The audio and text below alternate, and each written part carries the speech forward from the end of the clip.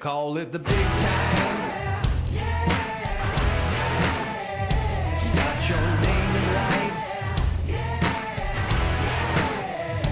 Now you're gonna shine.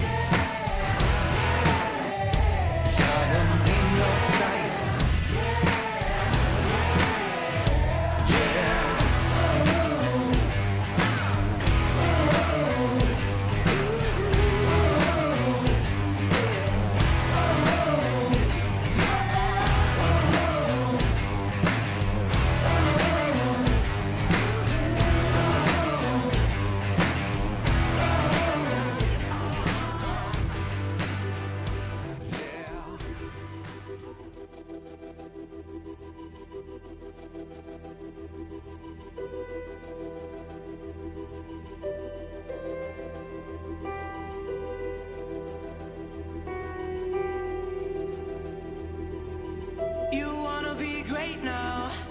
You're just trying to find a way out.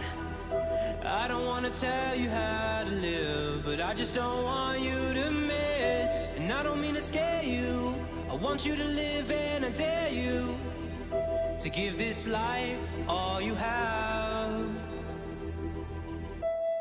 Yeah, all you have.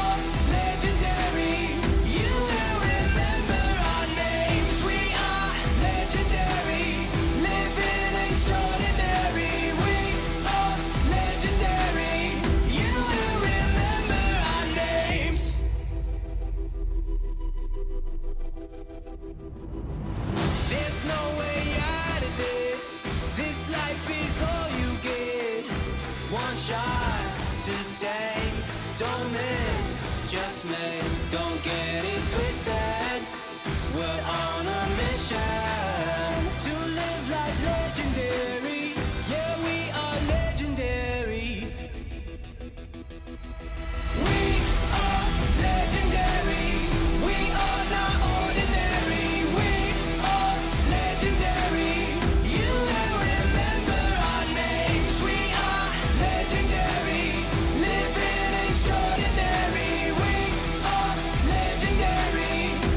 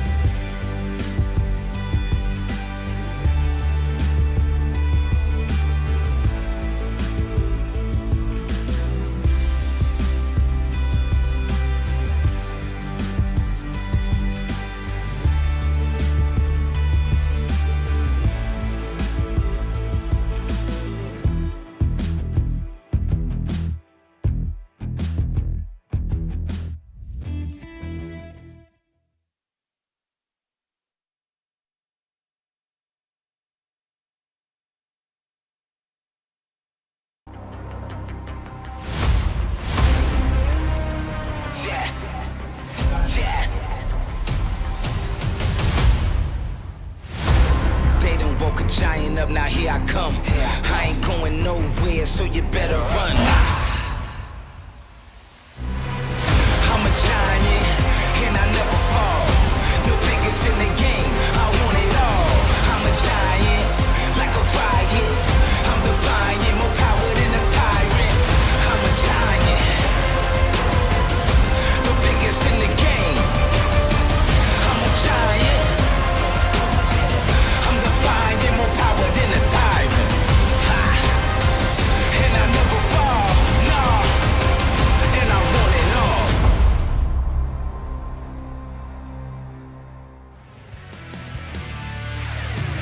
This week's Dragon football broadcast is brought to you by White's Chapel United Methodist Church,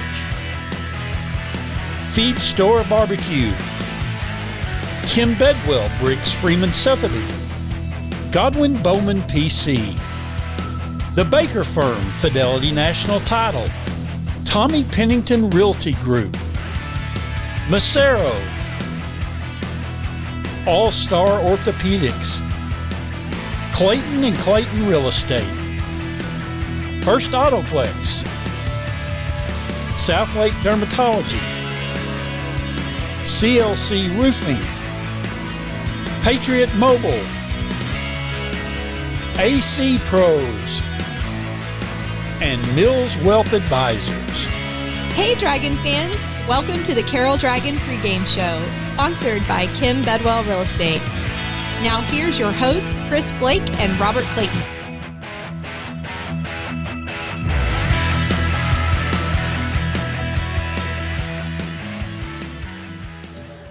It's a hot one in Bedford. On the heels of a home win over pesky Byron Nelson, the road through district play doesn't get any easier for the Dragons. Tonight, 8-time state champion Southlake Carroll visits 3-time champion Euless Trinity in just the 10th all-time meeting between two of the state's storied programs. Tonight we're at Pennington Field, where one of these traditional powers will suffer their first loss of the season.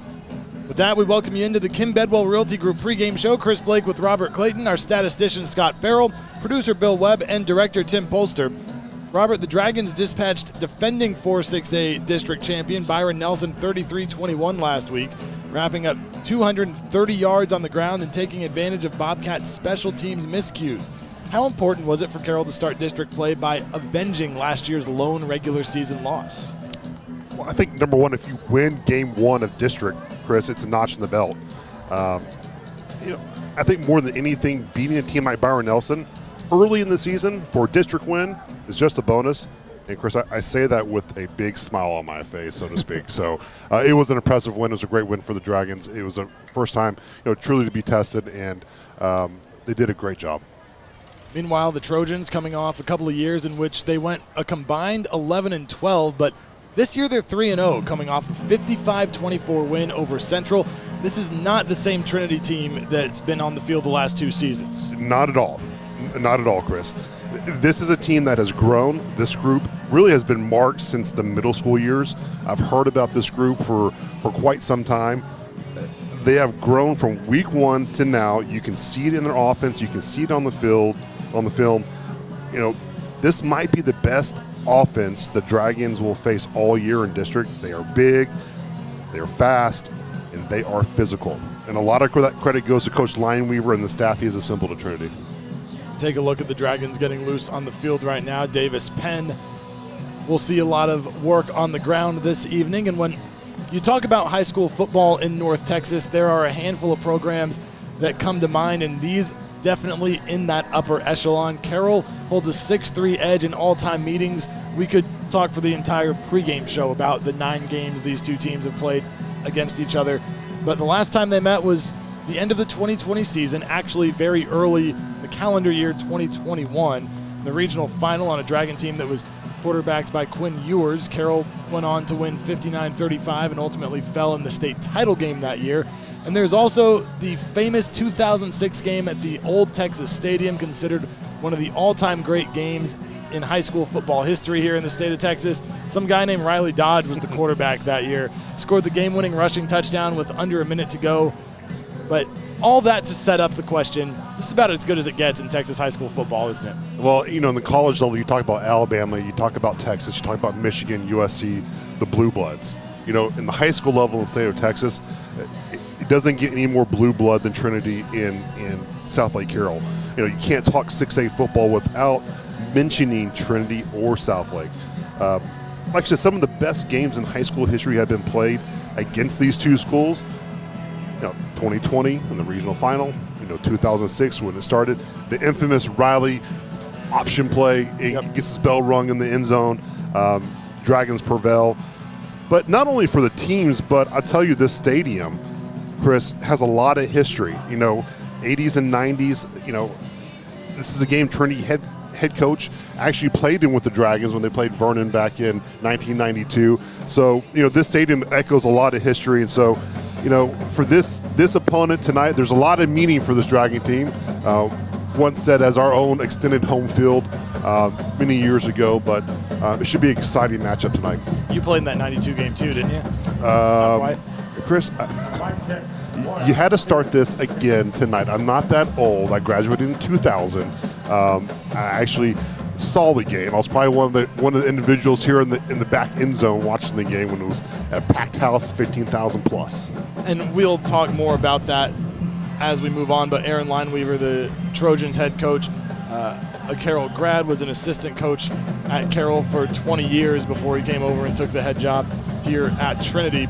And one thing we also have talked a lot about since we started doing these games together is there's something different about these cities where everybody funnels into one high school. Granted, some cities that's unavoidable. Like, you can't funnel 20,000 kids into one school. But when you have a place like Southlake, a place like Euless, where everyone is going to be a Dragon, everyone is going to be a Trojan, it's a little bit different. What makes it so special? I'll go back to last week's conversation. One heartbeat, Chris, and it is so important. From youth leagues to Friday Night Lights, like you said, kids grow up wanting to be a Dragon, wanting to be a Trojan. The brand means a lot. When you have one city rallying around that brand, it is very special. You have former alumni coming back in both cities, Southlake and Euless, raising kids, some of which will play tonight on the sidelines. Some familiar names that we might have saw, back in the late 90s, in the mid 2000s. Well, these storied programs in the same district now, this one means even more. It could mean a district title on the line this early in the season. Although Trinity yet to play Byron Nelson, all three of these teams play each other in the first 3 weeks of district play, so a lot could be decided here before we even get to October. We'll get you ready for this one as we continue on the Kim Bedwell Realty Group pregame show. As always, we'll hear from 2006 Dragons quarterback Riley Dodge, get Robert's keys to the game, and bring you the starting lineups. But first, we preview both sides of the ball for each team. That's next on the Dragon Sports Network. Are you considering buying or selling your home in Southlake? I'm Kim Bedwell with Briggs Freeman Sotheby's International Realty, and I would love to assist you. Recognized as one of the top professionals in Southlake by both industry peers and clients, I am a proud mother of 2 Dragons and have been a resident of this amazing community for over 20 years. I know Southlake inside and out, and I am committed to ensuring your real estate journey is seamless and successful. You can find me at kimbedwell.com. Kim Bedwell Real Estate, delivering the highest level of experience and results in Southlake and beyond. Go Dragons! For mission-critical business litigation in Texas, business owners and executives trust Sean McCaskill and the law firm of Godwin Bowman PC. My wife Laura and I are 20-year residents of Southlake and the proud parents of 4 Dragons. I've been a dedicated volunteer in Southlake for the past 13 years, including serving 7 years on Southlake City Council. I'm the president and managing shareholder at Godwin Bowman, which was established in Dallas in 1980 to serve clients with business litigation issues all the way to the Texas Supreme Court. I've been with the firm for over 20 years, and I'm board certified in civil appellate law by the Texas Board of Legal Specialization. Please consider me, Sean McCaskill, and the law firm of Godwin Bowman for your business litigation needs. Please visit our website at www.godwinbowman.com for more information. I promise you that we'll provide big city experience together with small town service.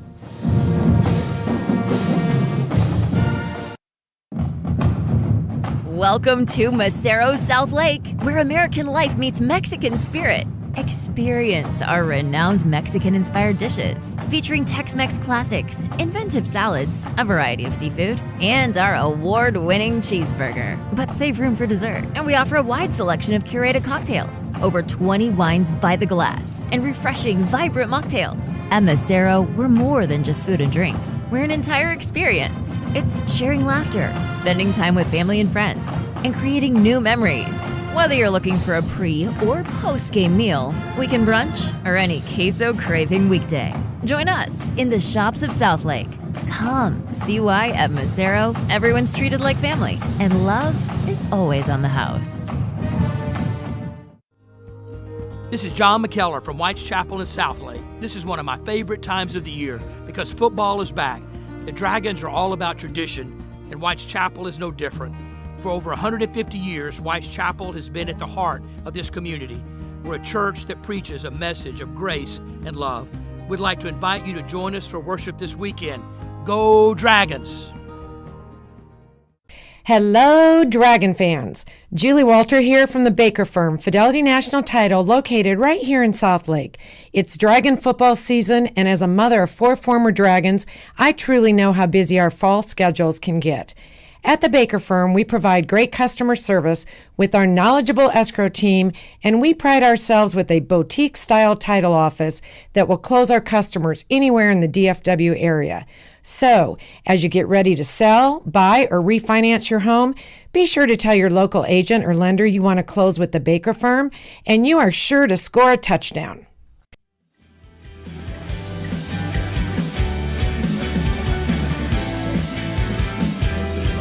Welcome back to Pennington Field and the Kim Bedwell Realty Group pregame shows. We get you set for the Dragons and the Trojans in the 2nd District 4 6A matchup for both teams this season. Trinity coming off a 55-24 win over Keller Central last week. The Dragons beat Byron Nelson 33-21 in their district opener.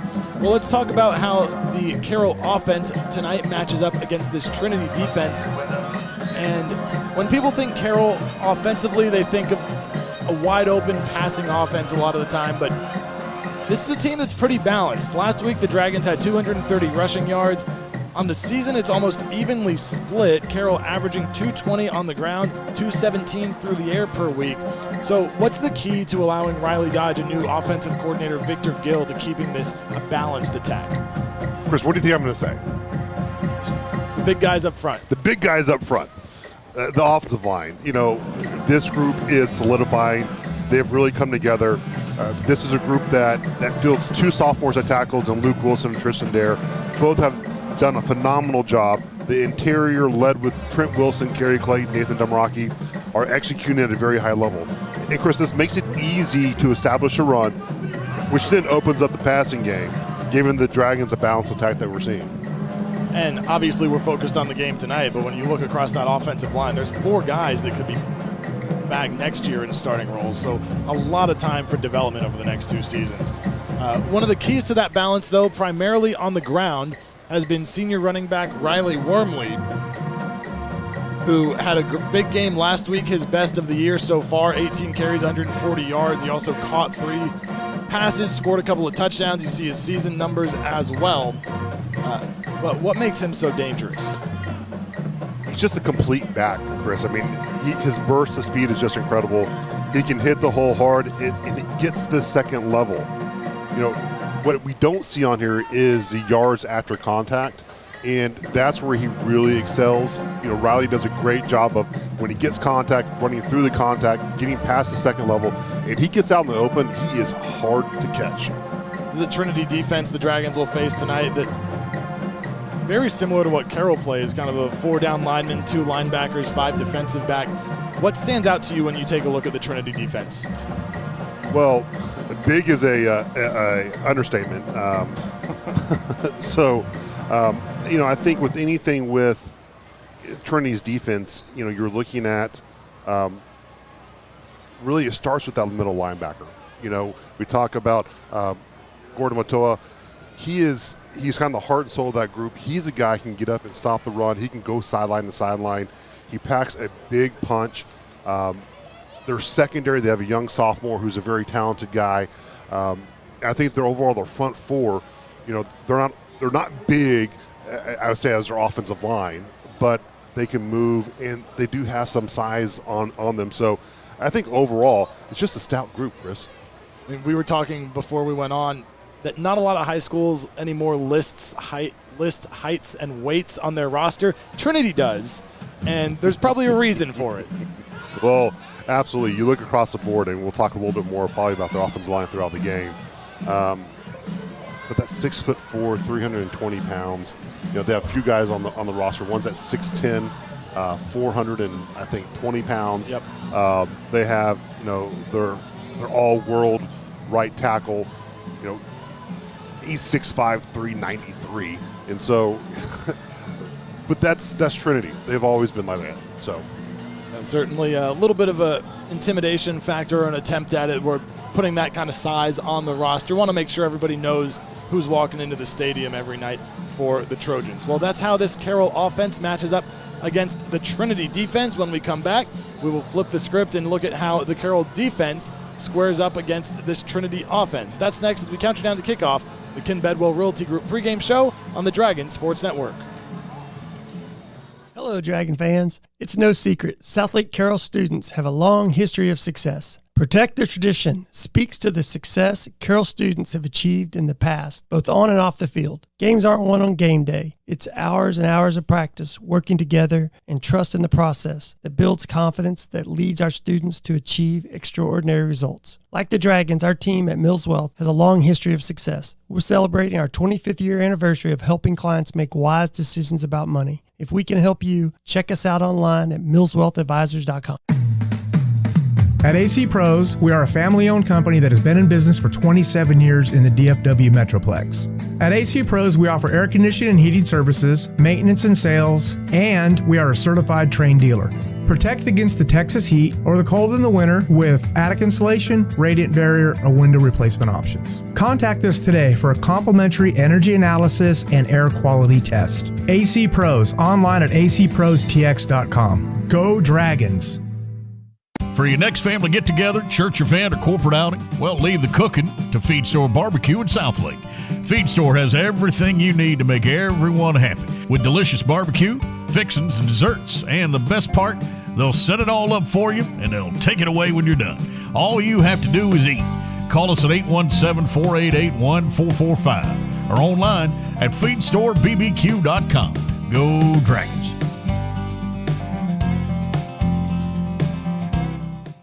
Hey Dragon fans, it's Tommy Pennington here with the Tommy Pennington Realty Group at Compass. Do you think you need to do improvements to sell your home? Start planning today. Inquire about our Compass Concierge program. It's the hottest program in real estate where our broker will pay for the improvements at zero cost to you. Call us today at 817-416-9000 or check us out on the web 24/7 at calltommy.com. So from my Dragon fans to yours, calltommy.com. Go Dragons! Southlake Dermatology offers specialized acne regimens using a combination of prescriptions and procedures that are covered by insurance. The Specialized Acne Treatment Center offers a full range of services with access to samples and rebates that are only available through a dermatologist. Our office is on the 3rd floor of the Southlake Medical Building attached to Methodist Hospital off of 114. Find us on Facebook or search our website at southlakedermatology.com.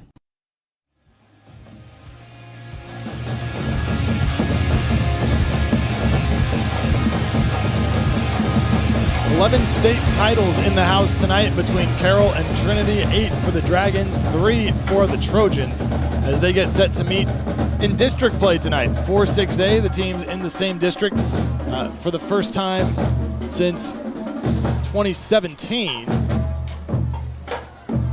And now we look at how this Carroll defense matches up against the Trinity offense, which we know is big and can run the ball. But start with the Carroll defense, and there's not a special teams segment, so we're going to squeeze this in here. It's not exactly defense, but special teams was key for Carroll last week against Byron Nelson. On one, a Bobcat kick returner brought the ball out of the end zone when maybe he shouldn't have, resulting in bad starting field position. And on the other, the Dragons blocked a punt for a safety. How much of a momentum shift can plays like that have, and what role do you see them playing tonight? Well, special teams in general, Chris, if you're buttoned up on special teams, it can level the playing field, especially these two blue bloods. Any advantage you can give each other or advantage to your own team in this type of matchup can be a game decider and can be a game separator. We'll talk a little bit about that tonight. And this game will be determined. It'll be determined by probably 2 or 3 possessions, honestly, and part of those possessions can be special teams. So the margin of error is very slim. What you're going to see both these teams is probably a low error in those situations. So it should be exciting. On the actual defensive side of the ball, the Dragons have a couple of guys at D-end who did not play the position at all last year. One was a defensive tackle, the other was a tight end. So Austin Davidge, Jack Van Dorsler at the defensive end positions. What has allowed them to succeed so quickly this year at those new spots? Well, I think for a few things is those are two guys that possess different abilities. Austin Davidge, I've always said, has his first step is tremendous. And Jack Van Dorsler, I tell you what, I mean, you can put him anywhere on the field, and he's going to excel pretty highly. But, I think, ultimately for tonight, I would say they've got to bring the fight. Those are two guys I would like to bring with me down a dark alley at any time of the night. I'll tell you that. But, they have a tough job tonight, and this isn't going to be pretty. It's going to be a clock in, clock out type situation. They were the team's 2 leading tacklers last week. They also each had a sack. And to the Trinity offense, the Trojan attack is 10th in the area in total offense, 3rd in rushing. Obviously, they run it a lot, and they've got a running back committed to UTEP, but it's not quite the same running play every time, is it? No, I mean, so you're going to see only about 2 to 3 formations really all game. But what they can do out of those formations, you're going to see a lot of power. You're going to see counter. You're going to see some old school ISO, and you're going to see the quarterback drop back and throw a little bit. He's got a live arm. He's an incredible athlete. But the credit, as Line Weaver said in our meeting this week, goes to that offensive line. They're an impressive group. For as big as they are, they move extremely well. They really allow Josh Bell to make those yards. Quarterback, you mentioned TJ Tupou. 448 passing yards, 5 touchdowns so far on the season, has not thrown an interception. So that's how this Carroll defense matches up against the Trinity offense. When we come back on the Kim Bedwell Realty Group pregame show, we'll hear from Dragons head coach Riley Dodge on the Dragons Sports Network. Are you considering buying or selling your home in Southlake? I'm Kim Bedwell with Briggs Freeman Sotheby's International Realty, and I would love to assist you. Recognized as one of the top professionals in Southlake by both industry peers and clients, I am a proud mother of 2 Dragons and have been a resident of this amazing community for over 20 years. I know Southlake inside and out, and I am committed to ensuring your real estate journey is seamless and successful. You can find me at kimbedwell.com. Kim Bedwell Real Estate, delivering the highest level of experience and results in Southlake and beyond. Go Dragons! Patriot Mobile is America's only Christian conservative wireless provider, offering dependable nationwide coverage on all 3 major networks, so you get the same coverage you've been accustomed to in your area, minus the leftist propaganda. When you switch to Patriot Mobile, you're sending a message that you support free speech, religious freedom, the sanctity of life, the Second Amendment, and our military, veterans, and first responder heroes. Their 100% U.S.-based customer service team makes switching easy. Keep your phone and keep your number, too. Just go to patriotmobile.com/dragons or call 878-PATRIOT. Get free activation today with the offer code DRAGONS. Hey, Dragon fans, this is Robert Clayton with the Clayton team at Clayton Real Estate. Karen Young and I have been proudly serving Southlake for over 30 years in residential resale, family owned and operated, and former Dragons. Being a Dragon graduate, we truly understand what it means to be a Dragon. Tradition, excellence, and a winning team. That's what we provide our clients, the best service and experience in the industry with a winning tradition. Dragons representing Dragons. Call us today at 817-894-4152 or visit us on the web at www.dragonrealtors.com. Go Dragons.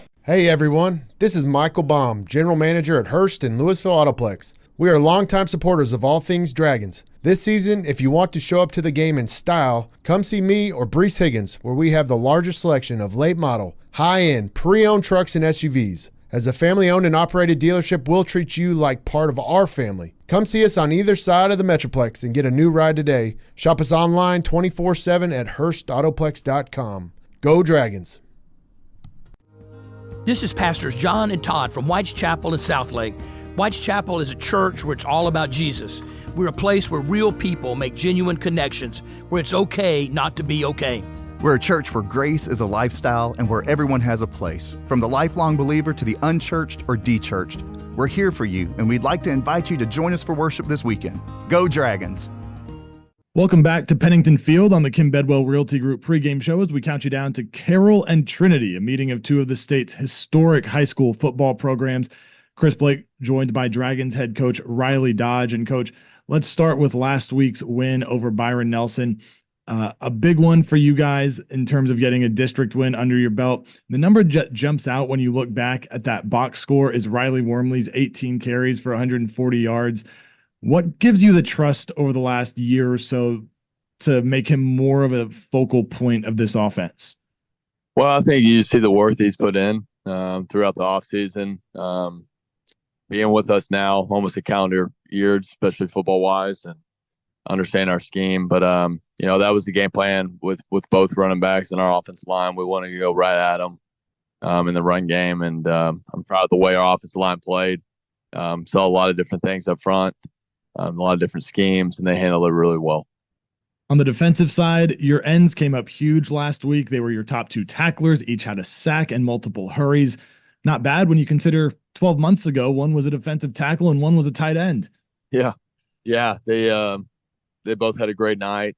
Thought we had some really good coverage sacks as well, but just two guys that were relentless to the football. Both are trying to find their footing in new positions, like you just said, but their effort is masking some of the technique stuff right now, but they're just going to continue to get better throughout the year. And something I feel like that comes up a lot when we talk in these interviews is your team's ability to capitalize on opponents' mistakes. And we saw that in special teams last week. First, when the Bobcats hesitated to bring a kickoff out of the end zone. Later, you blocked a punt for a safety. How do plays like that, special teams, turnovers, any sort of mistakes that you capitalize, how do those swing momentum for you? That's huge. I mean, I think that's something a lot of people don't want to talk about. It's the third piece of the game, and that's special teams. And we felt like that was our advantage going into the week, and we needed to capitalize on certain opportunities. We did feel like we talked about it all week. Coach Striker, our special teams coordinator, and our linebackers coach talked about all week with our kids. We're going to have an opportunity to go block a punt, and it was either going to be Blake Gunner or Langford, and it ended up being Blake. So we kind of spoke it into existence. We made it happen, and obviously getting a turnover as well.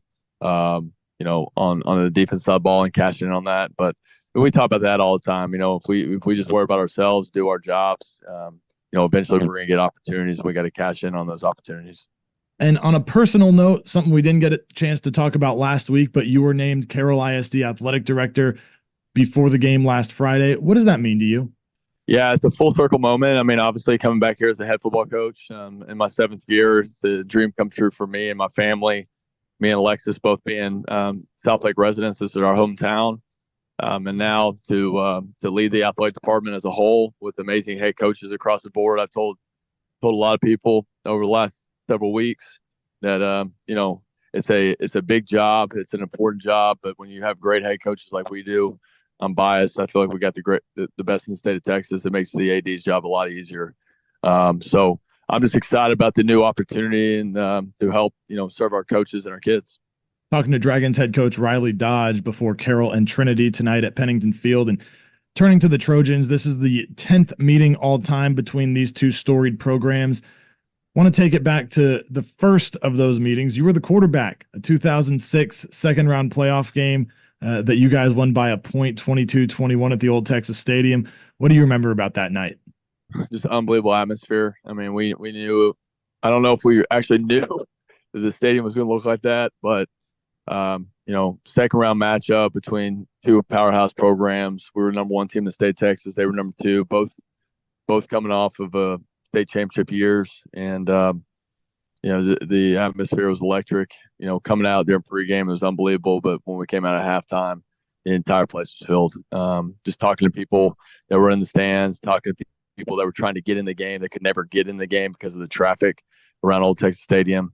is really cool to hear. But it was an electric atmosphere that came down to the last couple seconds. Yeah, no one ever accused that stadium of being an easy place to get in and out of. That's for sure. Yeah, that's right. But Trinity, as we know, has a good running game again this year. That's kind of a tent pole of that program. UTEP commit Josh Bell already has 8 touchdowns this year. And as a team, they're third among 6A area teams in rushing. So what makes their scheme effective? And then individually about Bell, what makes him a dangerous individual rusher? Well, I think the special thing about what they do, it's been for the last 20 plus years. They believe in what they do, and they're really, really good at it. They definitely have a culture when it comes to what they believe in offensively. They're going to run the ball right at you. And you run power, counter, and a lot of different formations. I think what makes them explosive and challenges defenses right now is their quarterback is a pretty dang good passer as well. So you got to be honest, because they will hurt you. They got a lot of different weapons. Bell is special. They got a host of other running backs. But if you let them get to second, third level, there's not many guys on the football field they can run with these guys. So we got to do a great job having great eyes. We got to be physical. I think it's coach talk, but we got to be a lead on first and second down. We got to keep them out of first and short, or second and short, and third and short. All right, Coach, thanks for the time and good luck tonight. Thanks, guys. Dragons head coach Riley Dodge joining us on the Kim Bedwell Realty Group pregame show. Starting lineups and opening kit coming up next on the Dragon Sports Network. Are you considering buying or selling your home in Southlake? I'm Kim Bedwell with Briggs Freeman Sotheby's International Realty, and I would love to assist you. Recognized as one of the top professionals in Southlake by both industry peers and clients, I am a proud mother of 2 dragons and have been a resident of this amazing community for over 20 years. I know Southlake inside and out, and I am committed to ensuring your real estate journey is seamless and successful. You can find me at kimbedwell.com. Kim Bedwell Real Estate, delivering the highest level of experience and results in Southlake and beyond. Go Dragons! Feed Store Barbecue on Whitechapel Boulevard in Southlake's been serving up great food to Dragon fans for over 20 years. Chopped brisket, pulled pork, and their signature ribs are just some of the reasons that people in Dragon Nation love Feed Store Barbecue. Call-in orders are welcome. They'd be happy to bring it out to your car if you want them to, or your truck. Order online at feedstorebbq.com and go Dragons.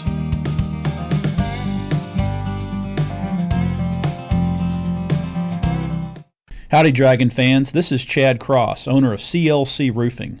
As a Southlake resident, I understand what winning teams and championships are all about. CLC Roofing is your one-stop commercial and residential roofing provider. We offer roofing, gutter, skylight, and solar options for your home. Whether you need a new roof or just a repair, contact us today to schedule your free roofing inspection. You can visit us online at clcroofing.com or contact my office directly at 817-416-ROOF. That's clcroofing.com or call us directly at 817-416-ROOF. And go Dragons, let's finish. Hey Dragon fans, Tommy Pennington here. Like the Carroll Dragons, my team understands it takes great fans to be a winner. I want to personally thank all of our Tommy Pennington Realty Group fans for their loyalty and ongoing support. It's because of you we continue to support our Dragon organizations every year. Please remember, we love helping Dragon families with all of their real estate needs. I'm here to give you the best advice and to help you anytime. My Dragon fans would tell you, Call Tommy.com. Go Dragons!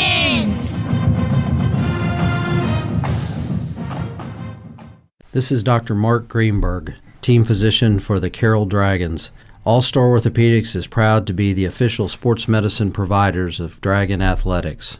Our 8 board-certified orthopedic specialists offer surgical as well as non-surgical treatments for a full range of orthopedic injuries and conditions, with Onside imaging and physical therapy, along with best-in-class outpatient and inpatient surgical facilities. You can trust that we will be there with you every step of the way. Let us get you back in the game.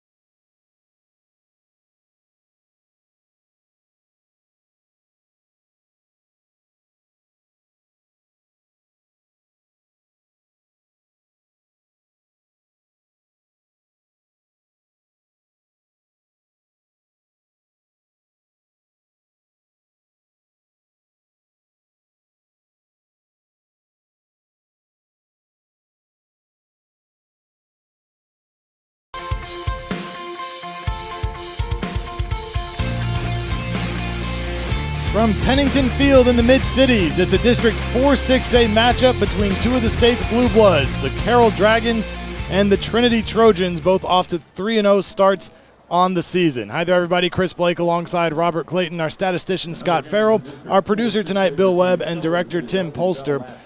Robert, the Dragons come in off a win over Byron Nelson, which we talked about during the pregame show. And as Trinity gets ready to take the field here tonight, this is really a tough start to district play for the Dragons here with Byron Nelson and Trinity right out of the gate. It's not easy, but it's on the flip side. You can say the same to Trinity and Byron Nelson, too. Right, all three. Yeah, Byron Nelson has an off week this week. They're going to face Trinity next week. You know, Trinity's facing us now. They're going to face Byron Nelson. So this is the gauntlet. And these are probably the perennial three teams that you're going to talk about within the district of the Powers. And then, you know, someone's going to be fighting multiply for that fourth spot. Well, let's get you the starting lineups here as we count you down to kickoff, about 8 minutes away. And let's start with the Dragons offensively. The backfield for Carroll will feature Angelo Renda and Riley Wormley starting, though Davis Penn has essentially split time with Wormley in the backfield. The pass catchers for Angelo Renda tonight: tight end Jacob Bobrowski. The two wide receivers will be Brody Knowles and Brock Boyd. Inside receivers Luke Jacquemard and Blake Gunter. And the offensive line from left to right for the Dragons, a group that Robert talked about earlier: Luke Wilson, Trent Wilson, Kerry Clayton, Nathan Damaraki, and Tristan Dare. The defense that they will be going up against, or check that, let's do the Dragons defense first. Up front for Carroll, Van Dorsler and Davidge, we talked about on the pregame show as well. They were the team's two leading tacklers a week ago. Jake Lucky and Jackson Oakley there in the middle for Carroll. Dragons will play two linebackers, but these are kind of the four that we'll see tonight. Yeah, so you have Marcus Browse and Mateo Fedor, the Will Lyons and Robbie Ladd. You know, they depending on the front, Chris, they're going to bring in multiple guys. And usually it is, you know, hat on a hat, these linebacker core, you know, surrounding the ball and doing what they do. So you'll see a lot of them throughout the game tonight. And the secondary for Carroll, a guy that's really jumped out over the last couple of weeks is William Chen. Yeah, incredible athlete. You know, what's impressed me about him on film and just watching him in the game is he gets to the ball, and he gets to the ball fast, and he is one of those playmakers on that back end secondary for Southlake. He's the team's second leading tackler on the year with 20 tackles so far this season. The Trojans have come out onto the field. We're getting ready for the Haka here at Pennington Field, something that the Trojans do before every game, home and away. The Trinity starting lineup this evening on offense: the quarterback is senior TJ Tupou. He's rushed for 109 yards, thrown for 448. The running back, senior UTEP commit Josh Bell. A fullback, yes, they play with a fullback, is senior Michael Safi. The receivers for the Trojans are both seniors as well, Ethan Wright and Antoine McGee. The offensive line has a lot of size to it. Junior left tackle Leonte Chandler goes 6'6", 294. He's been offered by Tulsa. The left guard, Israel Olanute, a junior, goes 6'2", 297. The center is Mapu Katoa, 6 foot, 285 pounds. Right guard, Philip Tulipilotu, is 6'3", 326. And the right tackle, Pupan Katoa, 6'5", 393. And the tight end, 6'3", 237-pound Lucas Sanchez. Yeah, we look at number 76, Katoa. Chris, he's really the leader there. He's the all-world right tackle. He's been offered probably 20 offers across the board, and he's really that stud on the offensive line. Coin toss at midfield. Trinity won the toss and defers, so Carroll will get the ball first. And the Dragons will head east to west. They will be going into the sun here to start this one. The field at Pennington Field runs east and west. Not a lot of wind tonight, maybe a soft breeze blowing across the field from left to right. Meanwhile, the Trinity defense up front, the defensive ends are seniors Joshua Withers and Christian Johnson. The defensive tackles, Thaddeus Benton and Michael Tillman. The linebackers, Gordon Moatow and John Bishop, and Robert Moatow is really what you see as the centerpiece to this defense. Yeah, he does an excellent job of really shucking off offensive linemen. He uses his hands really well, and he can go from sideline to sideline. He can get north and south and plug up a hole. He's a phenomenal player. The 5 defensive backs. Corners, John Meredith, a sophomore who Coach Aaron Lineweaver said he likes a lot, and senior Lamaria Parson, he goes by Peanut, is what the Trinity broadcast crew told us. 3 safeties, junior Keandre Dixon, junior Caleb Adam, and senior Caden Donaldson. As you see the haka here performed at Pennington Field. And as an opponent, what does this do when you see this going on the other side of the field? Is there anything to it? You see some of the Dragons standing on the other side of the field keeping an eye on it, but not everyone's out of the locker room yet for Carroll either. Well, I think more than anything, it is a great tradition that they do, and it's great for them as a ritual. But if you're the opposing team, you really can't get caught up into it. You've got to keep your mind focused on the task at hand, and if you're playing too much into it, it doesn't do well for you. So, but this is something a well-known tradition the Trinity Trojans do. And I think something that even opposing fans look for, it's something cool that you see before these high school football games that you don't see in very many places. It is neat. It is really neat. The Trojans get done with the haka. The Dragons right on cue out of the locker room on the near side, the north side of the stadium. The Carroll side is on the south side of Pennington Field here. So again, the Dragons will have the ball first. And, this is getting a few possessions into the game, but if Carroll can get a lead, what does that do against the Trinity team that, would prefer to keep it on the ground? Well, you're going to put pressure on them, and so it puts pressure on them to possibly get the ball in there, which isn't their forte, and so if the Dragons can get a few series underneath their belts and slow that Trinity offense down, it helps build a little bit of a cushion. It makes it tougher for Trinity to get back, Chris. So the Dragons take the field here in Bedford. Let's talk about these coaches a little bit. Riley Dodge in his 7th year at the helm of the Dragons, 81-8 overall. Meanwhile, Aaron Lineweaver on the other side for the Trojans.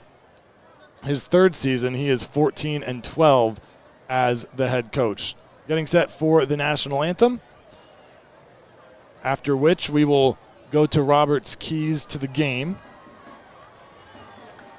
just before opening kickoff. But for now, let's pause as looks like a Trinity choir is set to perform the national anthem.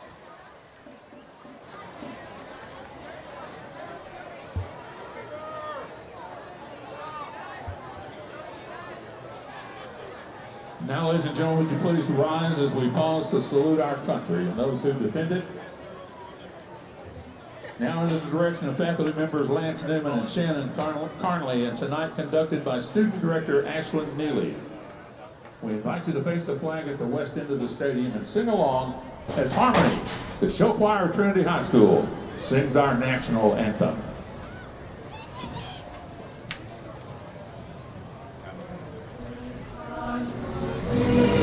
By the dawn's early light, what so proudly we held at the twilight's last gleaming, whose stripes and bright stars through the perilous night.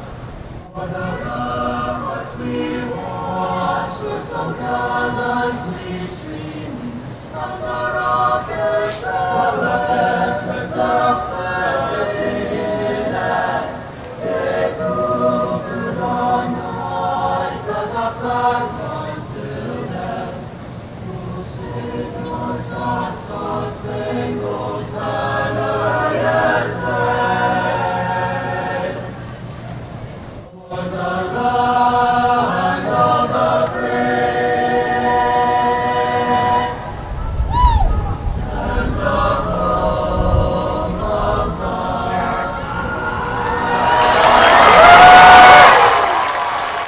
It is a warm one at Pennington Field in Bedford. 95 degrees the temperature as we approach kickoff. The national anthem is complete. Robert, let's get your keys to the game this evening. I think number one, Chris, you have to slow down the Trojans' run game. That's a difficult task. It is going to come down to Jack Van Dorsler and Austin Davidge. Very simply, force, spill, and leverage, Chris.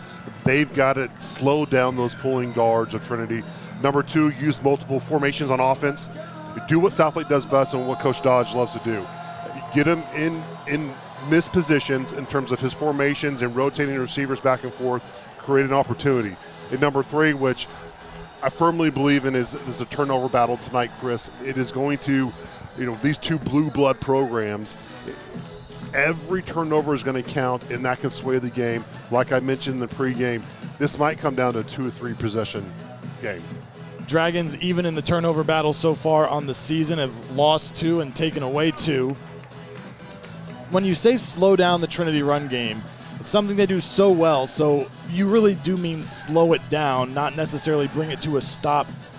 What does that look like from a practical standpoint for the Trojans? Yeah, I think it's the same thing if you said, hey, you're going to completely shut down the Carroll offense. Right. I mean, you're not going to do that. This is the lifeblood of Trinity. This is what they've been doing for such a long time. And listen, they're going to have their plays, but you got to slow it down a little bit. The Dragon defense is practicing really hard this past week on really trying to spill those pullers, get leverage, and get those linebackers to go make the plays. It's gap football that Trinity plays. You've got to get in those gaps, and you've got to make sure you own it. Court Lawrence, the senior, on to kick it away to Riley Wormley and Luke Jacquemard. This kickoff powered by Macero Southlake. Tackle your hunger pregame, postgame this weekend or any day with queso Macero and brisket tacos that score big on taste. Find us at the shops at Southlake. Macero, where love is always on the house. District game number 2 from Bedford is underway. A short end-over-end kick that is going to be fielded by Brock Boyd across the 20, cuts back up middle. A flag comes in from the backside. A short return of 6 yards across the 25-yard line. We'll see what the marker is for.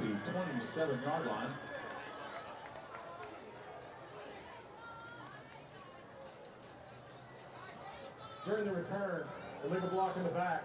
Return team number 21. 10-yard penalty for the spot of foul.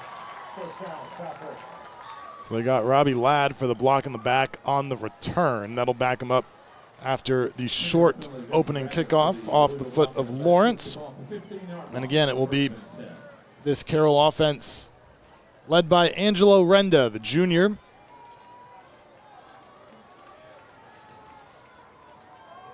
Chris, Trinity will come out in a 4-2, basically front, primarily a cover 4 type team. Now they'll walk down Keandre Dixon a little bit. It looks like a 4-3, but he'll actually be almost playing like another safety there in the box. Number 7, the linebacker on the right, is Gordon Moatow. That's the one that Robert pointed out before the game started, as Wormley gets it on first down, gets outside, and it's the Dragons moving. Short gain across the 20 for a gain of 6. And look for the Dragons to go to really what goes against a 4-2 is outside zone, inside zone. They're bread and butters. But something that could break it open a little bit is getting a little bit in the power game and the trap game. We might see a little bit of the Dragons tonight. 2 running backs in the backfield. Now Wormley motions out to the left. They get it to him in the flat there, and he picks up the first down.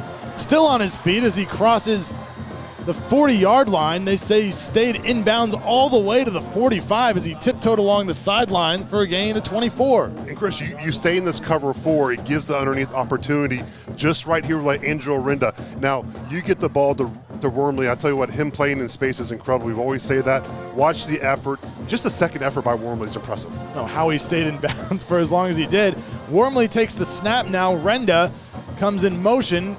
Wormley keeps it himself, trying to bounce it outside. Not much there. Picks up a couple. First time we've seen that wrinkle from Carroll this year. Yeah, you saw a little fake reverse, but, great job. We talked about Keandre Dixon coming down. He's going to play that drop-down safety type. And way to job to be that force player and forcing that ball back inside. Good job by the Trinity defense. Wormley will head to the sideline for a snap or two. Bobrowski, the tight end, comes in. And Gunter, the receiver, off the hip of the left tackle. Boyd in motion to the left. Knowles in the slot over there. Give it to Davis Penn. Trying to wait for the hole to open up. It doesn't really. He picks up a couple of yards on his first touch of the night. It was a great job by Terry Hamilton, really on that zone. You know, what's tough with this four-man front, that can create a lot of cutbacks for the Dragons, but great job by the Trinity defense just staying home and making that play.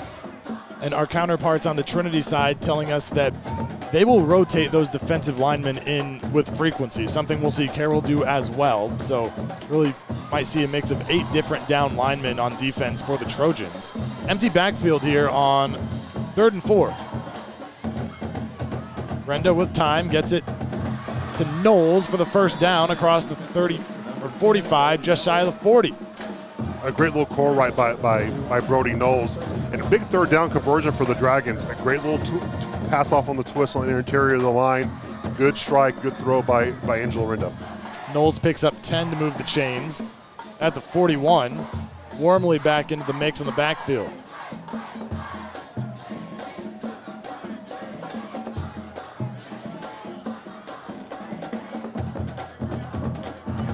Brenda, long throw to the far side. Knowles again across the 30. Another first down for the Dragons. Brody Knowles with back-to-back receptions that both move the chains. Again, that cover 4 defense, you get soft underneath there, Chris, and watch Rinda. He reads it from the get-go. He sees Brody Knowles on the out route, steps into the throw. Great strike, great catch. And I tell you what, that Knowles and Rinda connection is really starting to develop, Chris.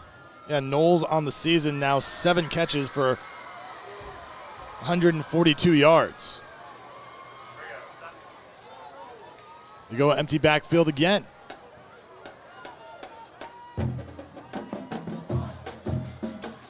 Brenda with time throws one over the middle, caught by Gunter. He's sandwiched between a couple of safeties, but it's another Carroll first down at the 10-yard line. It's a great job. We talked about the formations, and we're seeing a little bit of Coach Dodge doing it and moving them out so they can read the coverage. And again, great block by a great offensive lineman blocking there on the front 4. Great throw by Rinda, and big catch by Blake Gunter, the sophomore. First and goal from the 10. So long first and goal for the Dragons. Wormley the back, tight end to the right of the formation. Boyd in motion. They give it to Wormley, chugging ahead for 4 or 5. But on these 3 consecutive pass plays that picked up first downs, Rinda quick drops, got the ball out. Yeah, I mean, these are almost designed just like a 3-step drop. You know, he's pre-reading the defense, especially with some of the motion that they're doing. He's knowing what's going to be open and what's in the coverage is. He's doing a great job executing. Knowles on an island out there with John Meredith.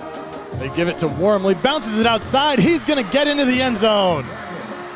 Riley Wormley, with his 7th rushing touchdown of the year, gets the Dragons on the board first. Gosh, Chris, when we get inside the 10, it gives me chills. I know it's going right behind the big guys, and great job by the left side. You know, Wormley with the vision, bouncing it outside. He sees pay dirt. It's hard to stop him. Great job, Riley Wormley. So the Tommy Pennington Compass group point after is up and good off the foot of Gavin Strange. And with 8:10 to go in the first quarter, it's Carroll 7 and Trinity nothing on the Dragon Sports Network. For your next family get-together, church event, or corporate outing, well, leave the cooking to Feed Store Barbecue in Southlake. Feed Store has everything you need to make everyone happy, with delicious barbecue, fixings, and desserts. And the best part, they'll set it all up for you, and they'll take it away when you're done. All you have to do is eat. Call us at 817-488-1445 or online at feedstorebbq.com. Go Dragons.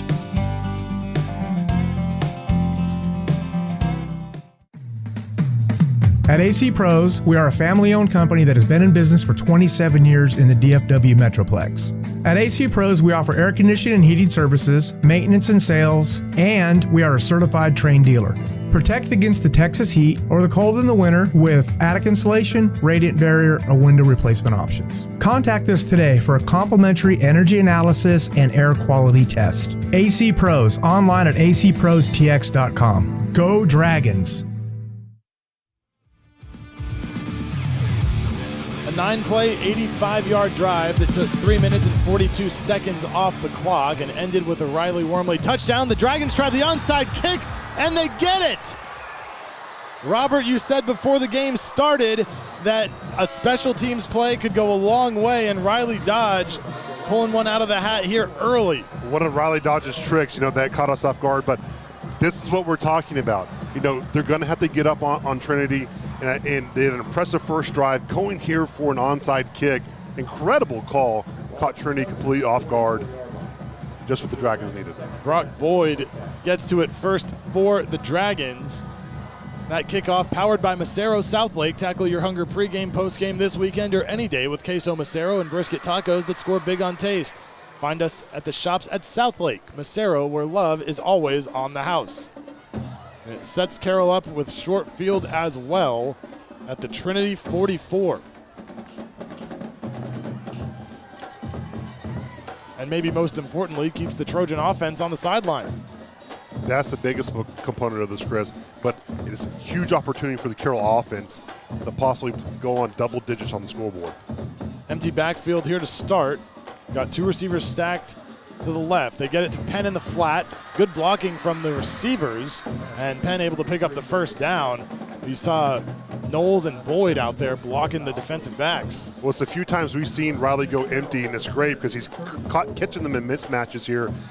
They don't have the safety support to come down or the linebackers out there. So you're going to kind of nickel and dime him here, Chris. Went right back to the same play, but Penn's knee hit the ground as he had to go down to get the ball. First reception netted him 11 yards. That one lost him a couple. They're going to move him back 3, it looks like.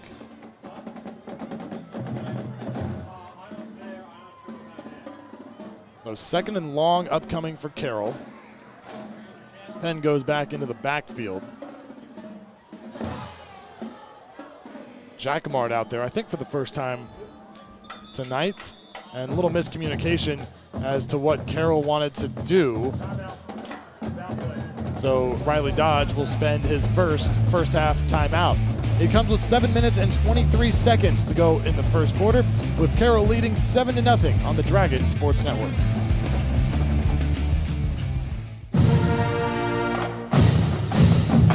For mission-critical business litigation in Texas, business owners and executives trust Sean McCaskill and the law firm of Godwin Bowman PC. My wife Laura and I are 20-year residents of Southlake and the proud parents of 4 Dragons. I've been a dedicated volunteer in Southlake for the past 13 years, including serving 7 years on Southlake City Council. I'm the president and managing shareholder at Godwin Bowman, which was established in Dallas in 1980 to serve clients with business litigation issues all the way to the Texas Supreme Court. I've been with the firm for over 20 years, and I'm board certified in civil appellate law by the Texas Board of Legal Specialization. Please consider me, Sean McCaskill, and the law firm of Godwin Bowman for your business litigation needs. Please visit our website at www.godwinbowman.com for more information. I promise you that we'll provide big city experience together with small town service.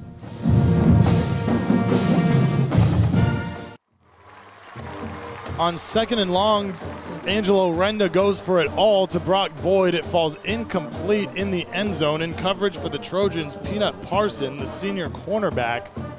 And this drive set up after Carroll went for and recovered an onside kick.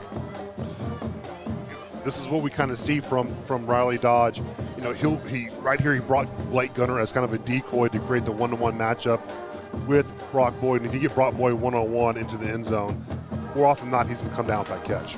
That was the first incompletion for Renda tonight. He had started 6 for 6 for 72 yards. But now third and long for Carroll.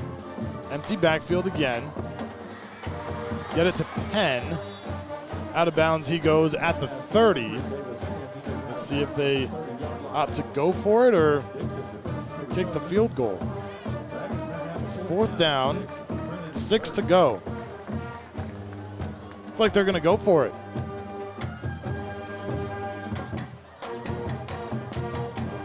Empty backfield again. Caden Mackey into the game as the 5th receiver instead of putting one of the running backs out there. Trips left, 2 receivers to the right. Now Trinity is going to call a timeout. Aaron Lineweaver didn't like the coverages that he was seeing as Carroll went 5 wide. So we'll take this one with him as well. A little bit of a chess match going on here as Carroll looks to punch it in for the second time tonight with 7:07 to go in the first quarter. It's Carroll 7 and Trinity nothing on the Dragon Sports Network. Howdy, Dragon fans. This is Chad Cross, owner of CLC Roofing. As a Southlake resident, I understand what winning teams and championships are all about. CLC Roofing is your one-stop commercial and residential roofing provider. We offer roofing, gutter, skylight, and solar options for your home. Whether you need a new roof or just a repair, contact us today to schedule your free roofing inspection. You can visit us online at clcroofing.com or contact my office directly at 817-416-ROOF. That's clcroofing.com or call us directly at 817-416-ROOF. And go Dragons, let's finish. 4th and 6 from the Trojan 30. Dragons going for it here with 5 wide. Knowles and Boyd to the right side of the formation. Jacquemart, Gunter, and Mackey to the left. Renda rolls out, gonna tuck it and run himself. Gonna have to try to make a couple defenders miss. Dives forward for the first down, picked it up by about a yard. And Renda moves the chains with his feet. I was trying to shout it and signal that, hey, when that backer came out of the box into coverage, it was wide open, and that was going to be a very easy read for Renda, dropping back. Hey, if his first read wasn't there, you got to take off and go. Excellent job by Angelo Renda. So a new set of downs for Carroll. You joined us a couple of minutes late, missed a little action. Touchdown for the Dragons. They recovered an onside kick immediately following it, and now driving to try to go up 2 scores in the first quarter. 6.5 minutes to play in quarter number 1. Wormley, the running back. He gets it. Big hole up the middle. Dives forward across the 15. Ball comes out. They're going to say the ground caused the fumble. So Wormley down. And another first down after he picks up 10. Chris Washus in great block, combination block for left guard and center. Kerry Clayton there on the backer, really springing Wormley there. Tremendous job up front, and I love it. Hey, put it behind the big guys. Let's go get the first down. You can see there on the replay that the ball did not come out at all until Wormley did go to the ground. This time they give it to Penn, picking his way through the line across the 10 to the 8, picks up 5. Riley's leaning on that interior line we talked about in pregame, how they're solidifying up front. Great job by Trent Wilson there and Kerry Clayton. Still Penn in the backfield. This time he's hit behind the line of scrimmage and dropped for the Trojans. That was number 45, Christian Johnson, getting into the backfield to make the stop. A great job by Christian Johnson, really just playing flat to the line and getting his hat on the hat there. Another third down for Carroll. Got to pick up 6. That gets him to the 3. So there's a little room in between the first down marker and the goal line. Dragons taking up some time on this drive. I was about to say the same thing. This is not familiar territory, dominating the time of possession here as well. Especially considering that it started at 44. Renda floats one up to the end zone. It is incomplete. And a flag comes in on the near side. Boyd thought he had it. The official on the far side signaled incomplete, that he was out of bounds, but now they're talking about it. Let's see the replay here, Chris. And Riley talks about when you get inside the 20 here, you really just kind of throw the spots. They just changed the decision. Touchdown Dragons. There was the flag along the Trinity sideline. As of now, it's 13-0. And watch here, you have Angelo dropping that great protection by the line. And again, you see Angelo Renda throwing to a spot, not so much a man. They practice this each and every day. Great grab by Brock Boyd. He's definitely in. A touchdown, Southlake Carroll.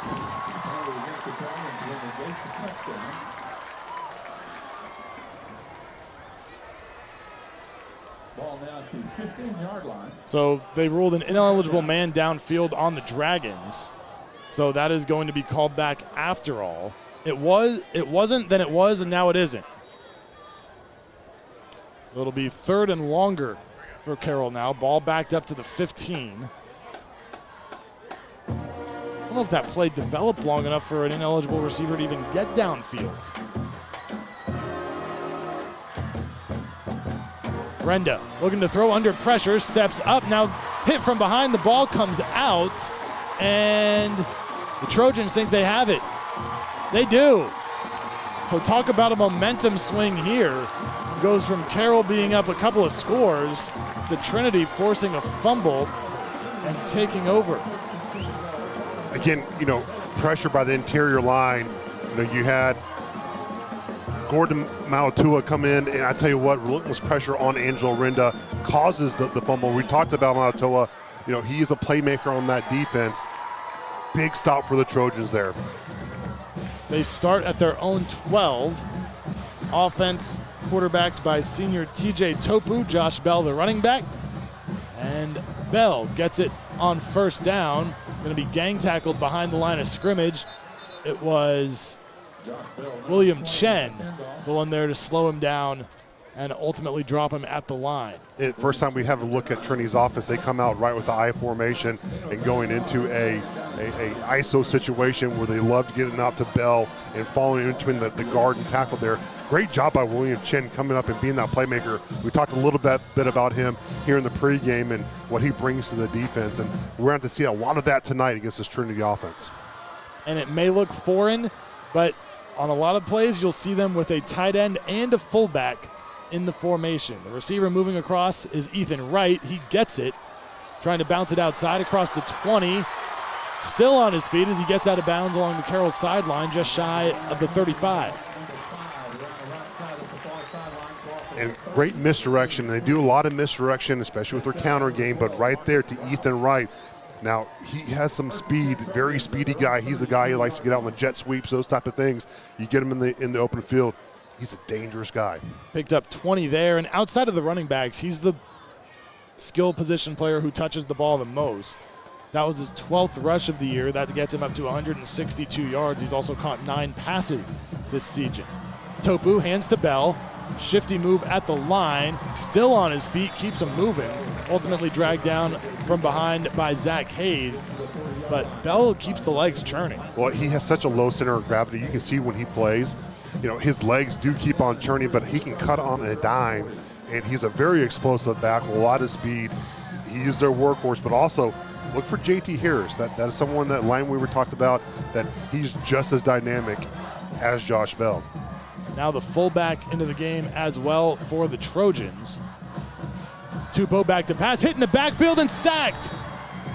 It was Will Lines, untouched across the line of scrimmage to get Topu for the loss. Incredible job by the Dragon defense. We talk about Will Lines and his speed, but he's brought to this Dragon defense. And watching get to the quarterback, Van Dorso with the pressure first, moves them out, forces them out the lines. Big play by Will Lines. Great job by the Dragon defense so far of containing him. This is where they want him, Chris. They want him in the 3rd and 10 situations and force them to get the ball down the field. Loss of 7 on the play, so now back to the original line of scrimmage. 3rd and 10. Out of the gun this time.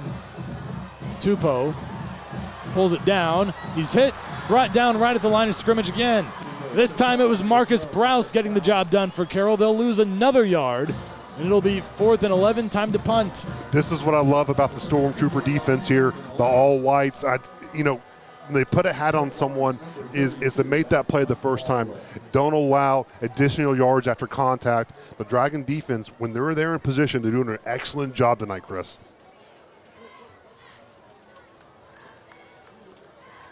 So on to punt for Trinity.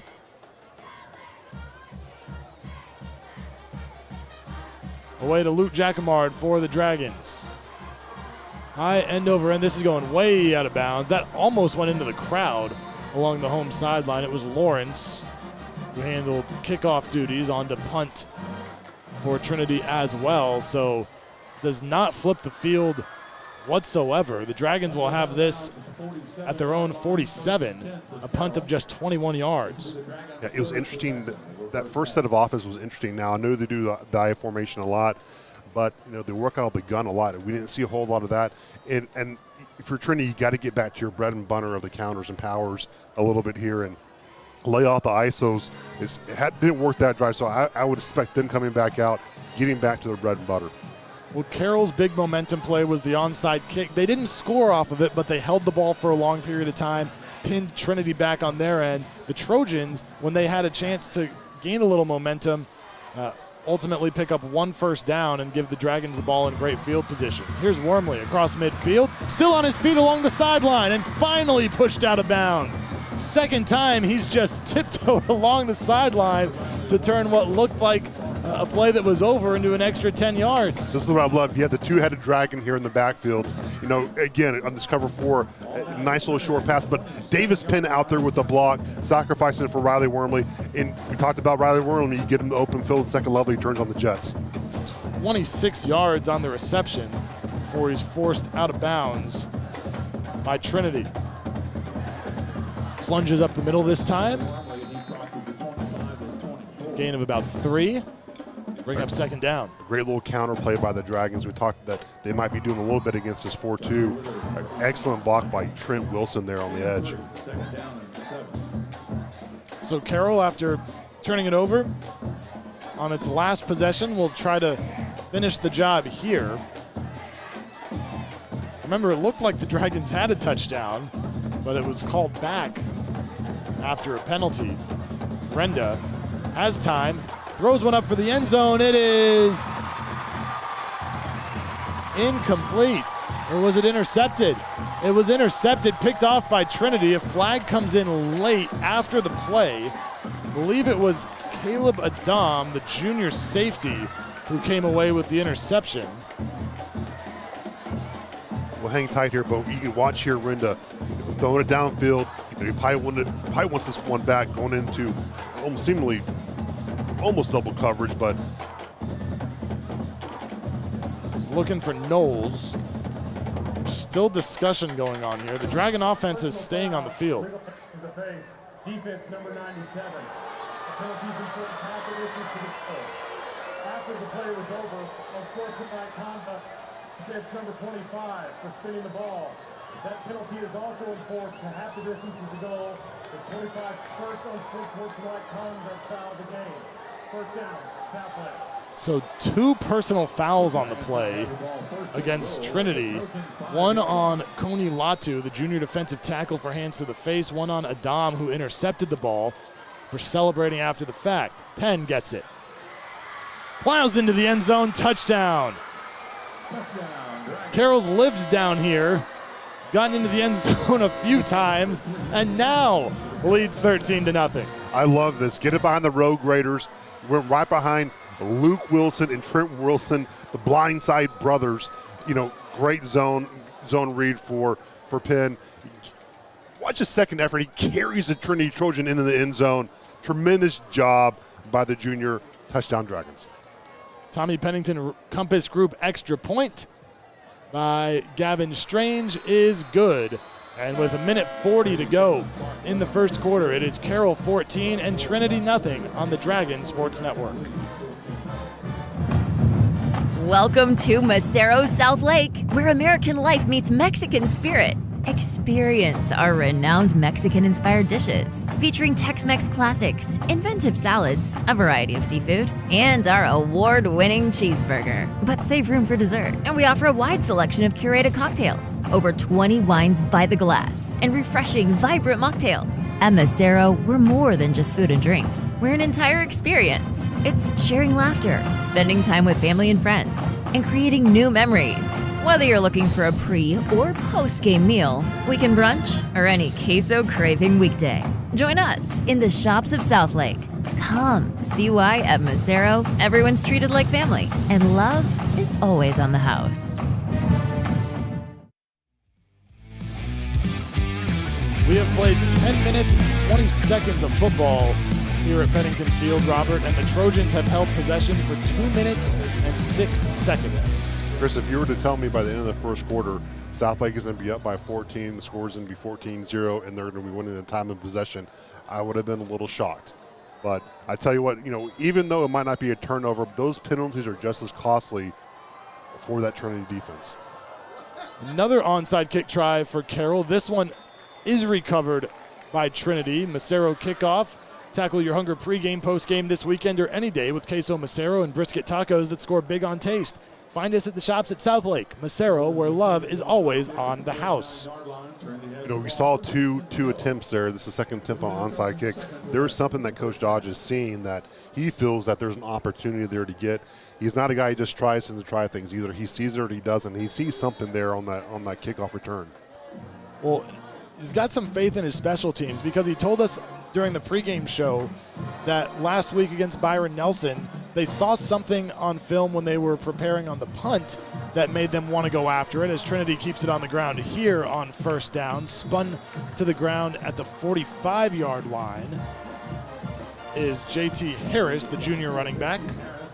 But not afraid to be aggressive on those special teams plays when they see something they think they can exploit. Well, no, I don't think Coach Dodge is afraid at all.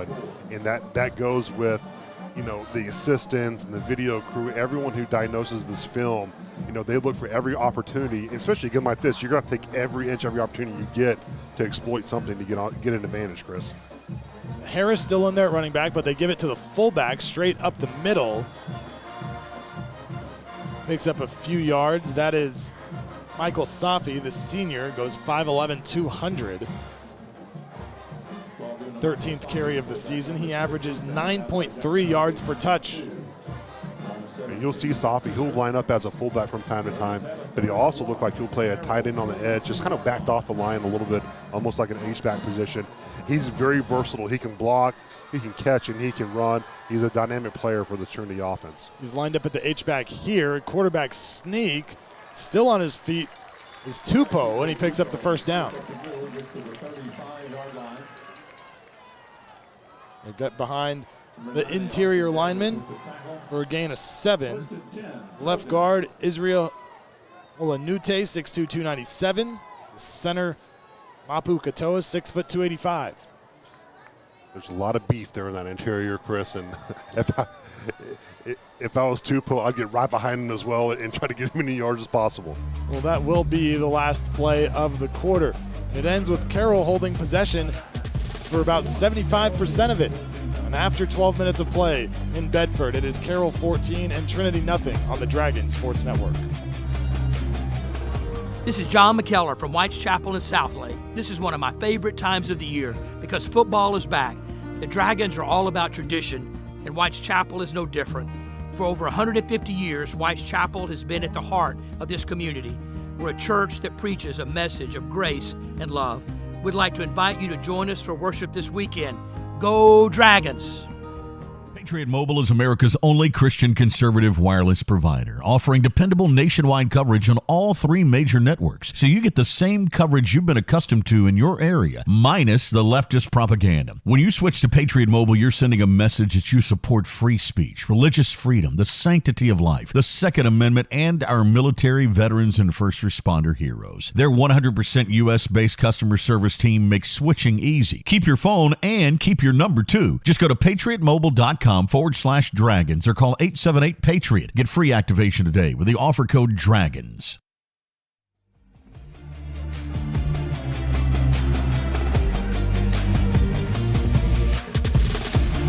Start of the second quarter here at Pennington Field. The Dragons lead the Trojans 14-0.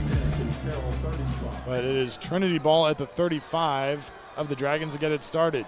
Quarterback rolls out, completes one for a first down to Ethan Wright. We told you that's the guy not in the backfield who will touch the ball the most, and TJ Topu finds him for the first down. And Topu does a very good job on using these type of design rollouts that almost look like they're going to run the power game, but he flips around and he can throw on the run. And that's one thing Coach Dodge talked about, is that he can throw. He is a multifaceted quarterback. He's just not a runner. And there are years where Trinity is more reliant on the run than others. This is not one of those. TJ Tupou has already thrown for 5 touchdowns and nearly 400, or now more than 450 yards. Motion to tight end over, pitch it out to Harris. Dragons getting to the backfield and taken down for a loss. For Carroll flying in, who else but William Chen? I saw a little bit on this on film on defense this week for the Dragons, and number 9 was showing up an awful lot. But watch him, he just jumps through the screen, Superman-like, and this is what the Dragons have to do. They've got to make contact. They've got to get them down the first time because they're so explosive. I tell you what, Chris, William Chen, he's really starting to develop into that playmaker there from the safety position. Development from week 1 to week 4 for Chen has been noticeable. Back to either side of the quarterback. Up the middle it goes. This is Bell again. Gets through the first contact and flung down across the 20 by Davidge. That was a great job by Van Dorsler. Slow him down just a little bit. If he had gained full steam there, he might have went off to the end zone. But great job by Van Dorsler, slowing him just a little bit. Well, 3rd down coming up here for the Trojans. Got to get 6. 1 for 2 on 3rd down.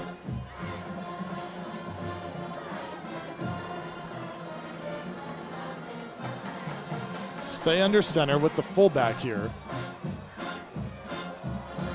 And they give it to Harris. He's got the first down. Down to the 13. And again, it's just the Trinity Trojans offensive line doing what they do well. They're getting a hat on a hat, forcing it back. And JT Harris is a guy we'll probably call a little bit tonight.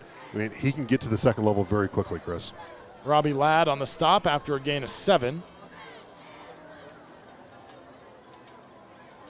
This is not a Trinity offense that's going to get up to the line and go. They want to hold possession, take time off the clock. Tupou to throw to the end zone. Caught for the touchdown. It's the tight end, Lucas Sanchez. His 2nd of the season, just his 4th catch overall, and Trinity is on the board. Again, you have the bootleg cut rollout opposite of the counter. Great job by Tupou on selling it and hitting Sanchez. This isn't the first time they've hit Sanchez for a touchdown. And part of the film, he's been all over the place in terms of the receiving threat for Trinity. Does an excellent job on getting to the end zone. Run a lot of routes, just hasn't necessarily been hit a ton yet. Right.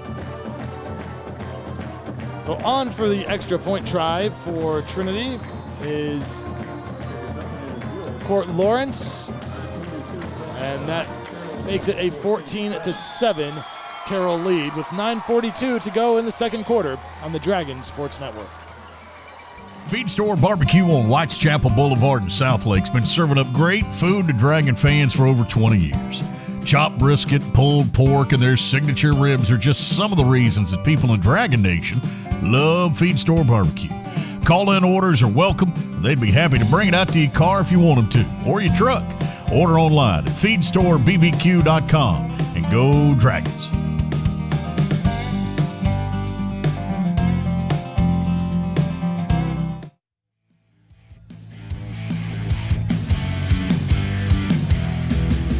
TJ Tupou to Lucas Sanchez gets Trinity on the board. 14-7 now the score in favor of the Dragons. Another Macero kickoff coming up. Tackle your hunger pregame, postgame this weekend or any day with queso Macero and brisket tacos that score big on taste. Find us at the shops at Southlake. Macero, where love is always on the house. An 8-play, 51-yard drive. They were able to take nearly 4 minutes off the clock just by going 51 yards. That's what Trinity wants to do.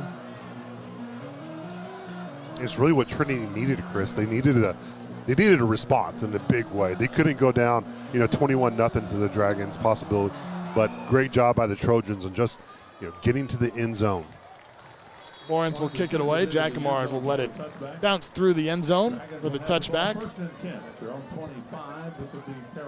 Our broadcast and all of our broadcasts this season presented by Whites Chapel Methodist Church. Thank them for the 2nd season of being our title sponsor here on the Dragon Sports Network. As Carroll gets set to take the field again for its fourth offensive possession. The Dragons held the ball for much of the first quarter. See if maybe slowing things down a little bit, at least by Dragon standards, continues to be part of the game plan.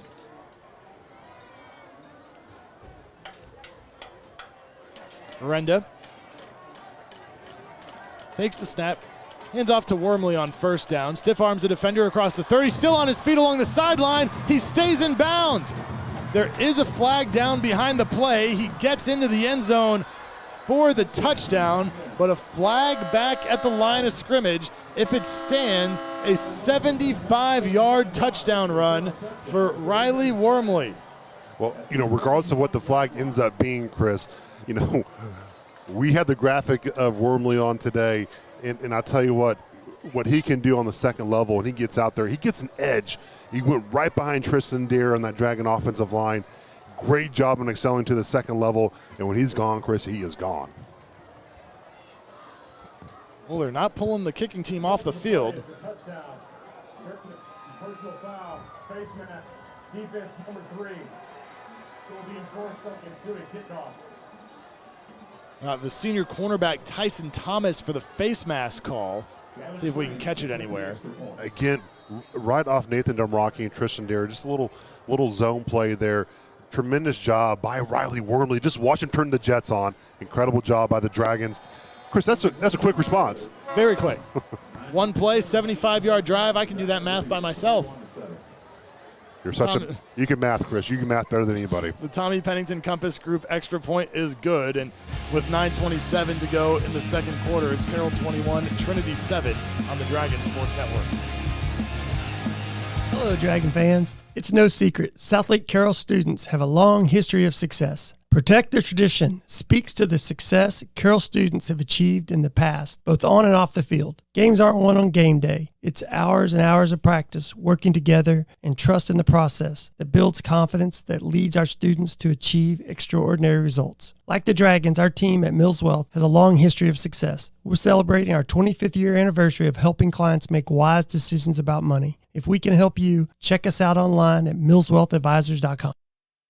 Hello, Dragon fans. Julie Walter here from the Baker Firm, Fidelity National Title, located right here in Southlake. It's Dragon football season, and as a mother of 4 former Dragons, I truly know how busy our fall schedules can get. At the Baker Firm, we provide great customer service with our knowledgeable escrow team, and we pride ourselves with a boutique-style title office that will close our customers anywhere in the DFW area. So, as you get ready to sell, buy, or refinance your home, be sure to tell your local agent or lender you want to close with the Baker Firm, and you are sure to score a touchdown. The Dragons line up for the onside kick again after the Wormley touchdown. Who has it? Carroll thinks they do. Flags fly. Gunter comes up from the bottom of the pile with it, but there has not yet been an indication of who has the ball. Brock Boyd was there early, but it just escaped his grasp, and it looks like it's probably Carroll's ball based on the Trinity reaction. There's a lot of Dragon salesmen right there, so. We get another look at the Macero kickoff by Gavin Strange.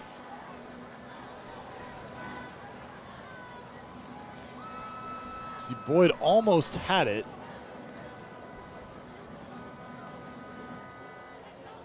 May have been Gunter that got on it.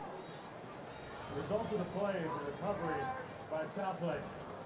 After the play was over, unsportsmanlike conduct, Southlake, that's number 1's first unsportsmanlike conduct foul of the game. It'll be Southlake's ball after the 15-yard penalty is enforced, 1st and 10. So the Dragons recover their second onside kick of the night. Riley Wormley hit with the personal foul for unsportsmanlike conduct. Been a theme tonight, 3 of those on the Trojans, 1 on the Dragons right now, but Riley Dodge continuing with the onside kicks. Well, he sees something, and you're seeing the formation of Trinity. You know, they're not doing something that to change Riley's opinion on what to do there. Third onside kick, and that's 2 for 3 for the Dragons. If you gave any coach that percentage, they would do it every single time. Renda. Starting in plus field position for the Dragons. Leap for the third time tonight. Takes the snap.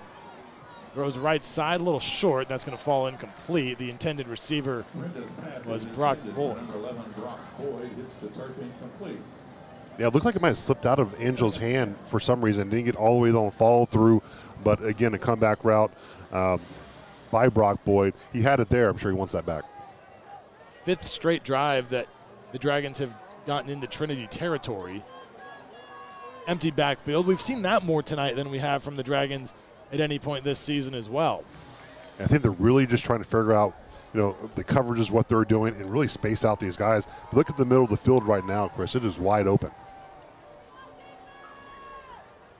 2nd and 10. Renda under pressure. Run into by his own lineman. Ball comes out, and it's recovered by Carroll, but it's going to be 3rd and forever. Falling on it for the Dragons was the sophomore left tackle Luke Wilson. But it looked like one of his own guys got blocked or got shoved into it.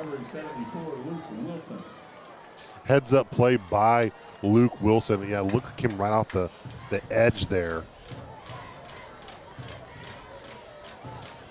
Great job by Luke Wilson on his awareness, getting on the ball as quickly as possible. So it is 3rd and 28 after the loss of 15 yards. See what they draw up here on a very long 3rd down play. Flags come out. Or no, timeout call. It'll be taken by Aaron Lineweaver, the Trinity head coach. We will break as well with 8:30 to go in the 2nd quarter. It's Carroll 21 and Trinity 7 on the Dragon Sports Network. Are you considering buying or selling your home in Southlake? I'm Kim Bedwell with Briggs Freeman Sotheby's International Realty, and I would love to assist you. Recognized as one of the top professionals in Southlake by both industry peers and clients, I am a proud mother of 2 dragons and have been a resident of this amazing community for over 20 years. I know Southlake inside and out, and I am committed to ensuring your real estate journey is seamless and successful. You can find me at kimbedwell.com. Kim Bedwell Real Estate, delivering the highest level of experience and results in Southlake and beyond. Go Dragons! Hey Dragon fans, it's Tommy Pennington here with the Tommy Pennington Realty Group at Compass. Do you think you need to do improvements to sell your home? Start planning today. Inquire about our Compass Concierge program. It's the hottest program in real estate where our broker will pay for the improvements at zero cost to you. Call us today at 817-416-9000 or check us out on the web 24/7 at calltommy.com. So from my Dragon fans to yours, calltommy.com. Go Dragons!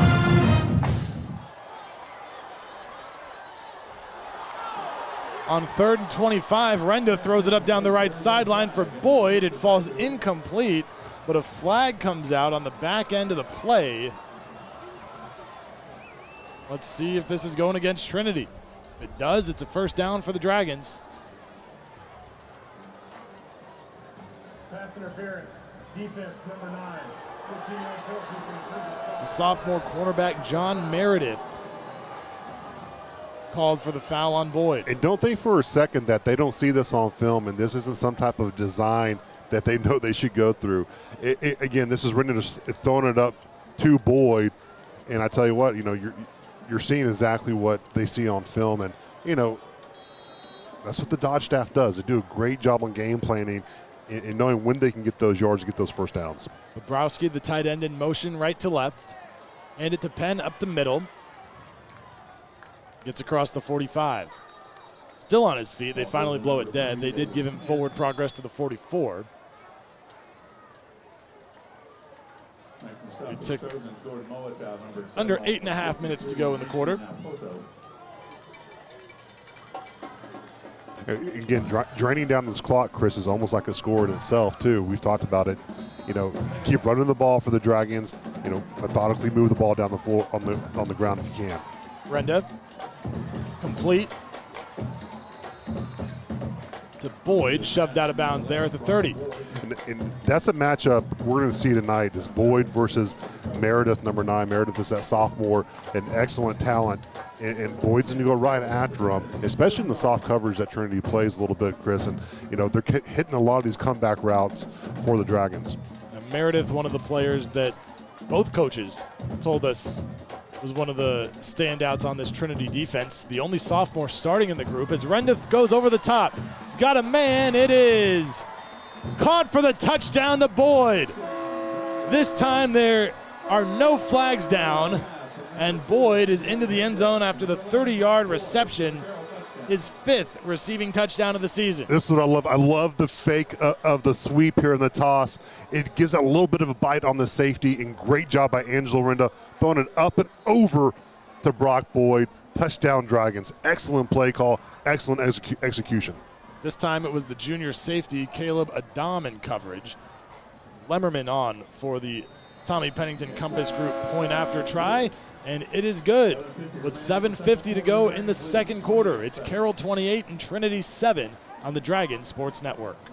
Hey, Dragon fans, this is Robert Clayton with the Clayton team at Clayton Real Estate. Karen Young and I have been proudly serving Southlake for over 30 years in residential resale, family owned and operated, and former Dragons. Being a Dragon graduate, you truly understand what it means to be a Dragon. Tradition, excellence, and a winning team. That's what we provide our clients, the best service and experience in the industry with a winning tradition. Dragons representing Dragons. Call us today at 817-894-4152 or visit us on the web at www.dragonrealtors.com. Go Dragons.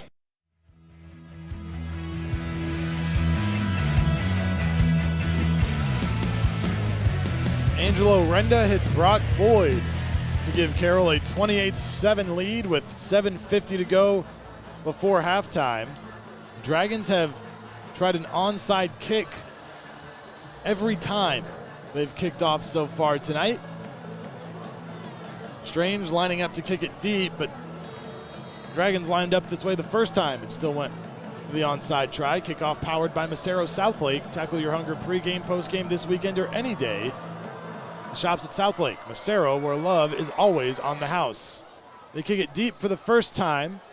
It's going to be fielded there by the Trojans across the 20, across the 30. Big hole if he can get outside. He cannot. That is JT Harris, one of the running backs for Trinity. Big return for the Trojans. JT Harris. It's up close to the 40. Spotted at the 39. We talk about the explosiveness of JT Harris. This is someone that Lineweaver is very excited about. Dynamic player, huge burst of speed, and you can see it there on that return. So Trinity now finds itself with some work to do, down 21 points here in the second quarter.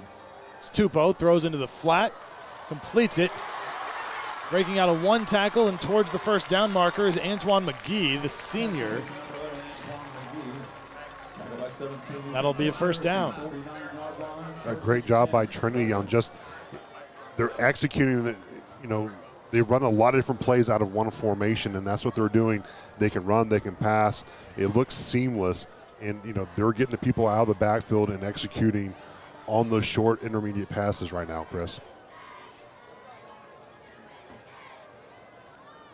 See the Carroll defensive sideline. Some personnel decisions. Fisher into the game for Carroll. They hand it off, stays on the ground. Bell trying to get outside across the 45 and hit out of bounds by Luke Bussman, another first down. At the very start, it was a great job by the Dragons on spilling and forcing Bell on the outside. But, you force Bell to the outside. When you make that initial tackle, you've got to wrap up and you got to get him if you're on that Dragon defense. He's a dynamic player, Chris. Picks up 15 there. 2 consecutive plays that pick up first downs for the Trojans.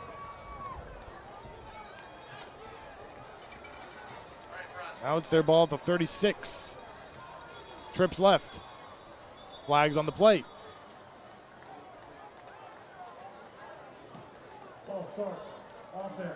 Number 89. 5-yard penalty. That is the backup tight end, Cohen Fia, the sophomore. Moved before the ball was snapped.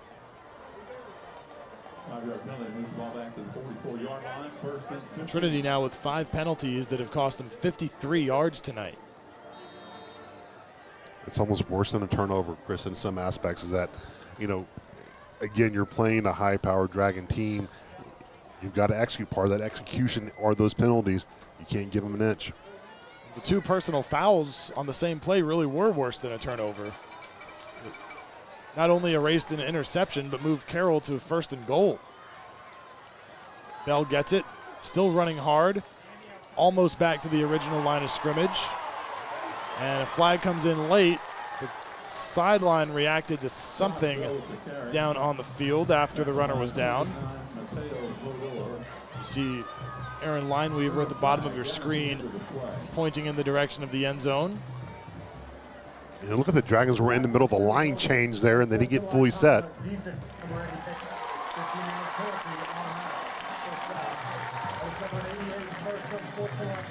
Van Dorsler flagged for the penalty, and this is something uncharacteristic for the Dragons. 2 unsportsmanlike conduct penalties, not something we see very often. No, Van Dorsler immediately heads to the sideline. Sometimes it does happen. The tempers get flared, and you're a competitor, and especially Van Dorsler. I tell you what, he competes every single play. It does happen, and you know what? Trinity, they have a chippy offensive line. And Crawford Taylor will check into the game on the defensive line. Up ahead it goes to Bell again to the 16. Langford on the tackle. Ball now at the 16-yard line, gain of 6. 2nd down and 4.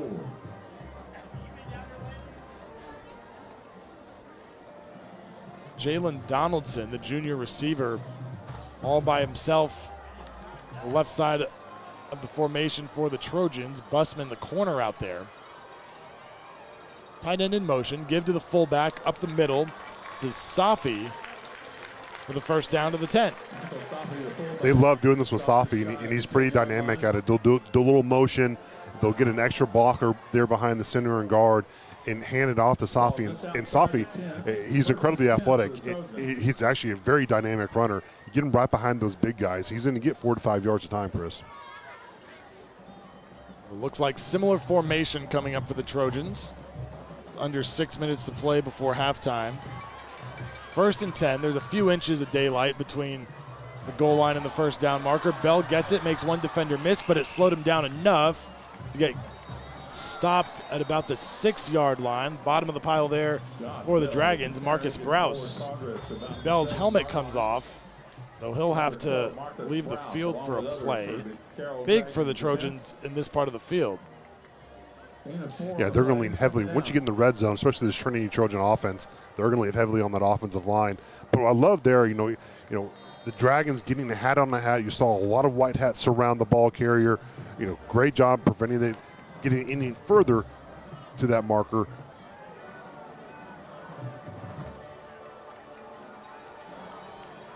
Second and 6. I formation. Movement before the snap. Another false start on Trinity. Offense, number 51, 5-yard penalty, remains 2nd down. This time, the right guard, Penny Lasalosi. Penalty moves the ball back to the 11-yard line, 2nd down. And this is tough, Chris, especially for your Trinity offense. 5 yards are a big thing when you're running every single play. It's not that easy to make up. They've got to take every inch they can get right now. And I'll tell you what, that's a big setback for their 2nd down. Stay in the I formation. Harris, the running back, gets it on the counter and swallowed up in the backfield. Ball comes out. Was he down? He was not. They're going to give it to the Dragons. Crawford Taylor comes up with the fumble recovery. Carroll has the ball, 1st and 10 to go. It's a counter to the left, and great job by the Dragons. You coming down, you had Austin Busman, Will Lines, and then Crawford Taylor here. Watch the heads-up play. Incredible job by the Dragons. Again, another turnover, Chris, and this is kind of putting a wrench in Trinity's offense and their game plan. It's not easy to recover from this. think Busman is probably going to be the one that gets credited with the forced fumble. He was the second one there and kind of the one whose contact appeared to jar it loose from Harris. So second turnover for the Trojans tonight. And Carroll will have a chance here to really put some distance between itself and Trinity before halftime. Bobrowski in motion. Wormley gets it on first down, moves the pile up to the 25, picks up 7. I love what they're doing on first down here. Again, just going with their bread and butter to the inside zone. The cutback's going to be there from the majority of the night for the Dragons, just based on their alignment. And I'll tell you what, I love the four-man front. It's an excellent job or excellent night for those offensive linemen. Work on their combination blocks. Knowles, the lone receiver to the left side of the formation.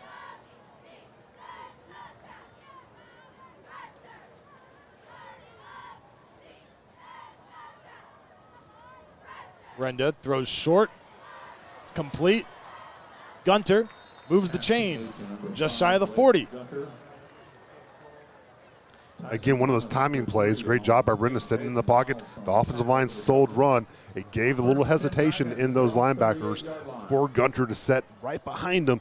Great catch, moving the sticks for the Dragons. Picks up 12. And this is really, especially early in a game, this might be the most deliberate that we've seen Riley Dodge get as far as running clock goes in the first half of a game. Well, absolutely. I think it's all part of the game plan. I absolutely love the game plan he's calling right now this game in all facets. Renda floats one down the sideline. It is hauled in. Riley Wormley again for Carroll. Talked about him having a big week last week. Doing it all over again against the Trojans after a 24-yard reception. Getting Wormley right out of the backfield. Renda throwing the only place where a Dragon can catch it. Excellent ball placement. And Wormley showing his receiving skills. Great job and great execution by the Dragons. If you get Wormley running a route against a linebacker, you're going to take that every time. Renda goes again. This time it's Boyd. Puts his head down, bowls over a defender to the 20, goes out of bounds. Again, finding the soft spot in between the linebacker and the corner there, which you'll find in cover 4 here. And great job by Renda stepping back, letting it develop, hitting the target, delivering a strike. Great job by Boyd. First down at the 20. Renda now 12 of 14 tonight for 172 yards.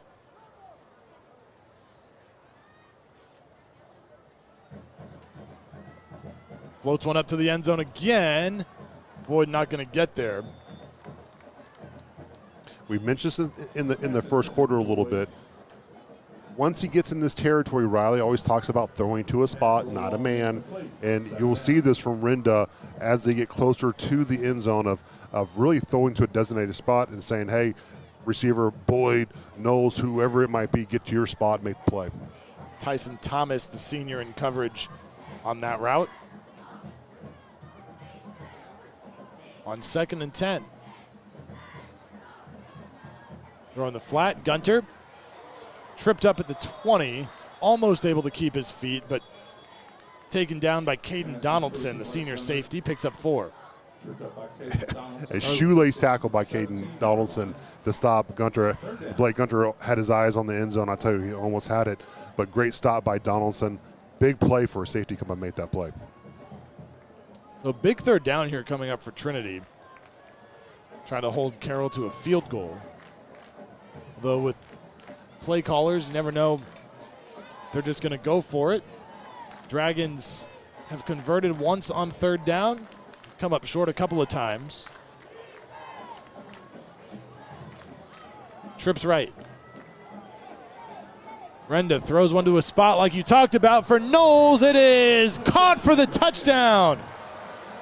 Brody Knowles, we've seen him use that size one-on-one against corners this year already, and he hauls that one in for his second touchdown. 6'5", Andrew Renda, great pass protection by the offensive line. Off his back foot, throwing to where he knows Knowles is going to be, and Knowles jumping up over the defender, making an athletic play. Great pitch and catch by the Dragons, touchdown Knowles. That's something, Chris, they do practice every week. Strange on for the Tommy Pennington Compass Group point after try. And he puts it through. With 2:13 to go before halftime, it is Carroll 35 and Trinity 7 on the Dragon Sports Network. This is Pastors John and Todd from White's Chapel in Southlake. White's Chapel is a church where it's all about Jesus. We're a place where real people make genuine connections, where it's okay not to be okay. We're a church where grace is a lifestyle and where everyone has a place. From the lifelong believer to the unchurched or de-churched, we're here for you, and we'd like to invite you to join us for worship this weekend. Go Dragons! I'm Mike Mills, managing partner at Mills Wealth, an independent investment firm focused on helping business leaders make wise decisions regarding family wealth. Election season is upon us, and no matter who wins, it is likely the Trump-era tax cuts will sunset on 12/31/25. The estate tax exemption, which is mostly voluntary for those that plan ahead, may get chopped in half to about $14 million per couple, affecting more people. Good planning takes time, so don't wait. Develop a game plan that accomplishes your wishes and protects what you have built. If we can help, give us a call or look us up online at millswealthadvisors.com.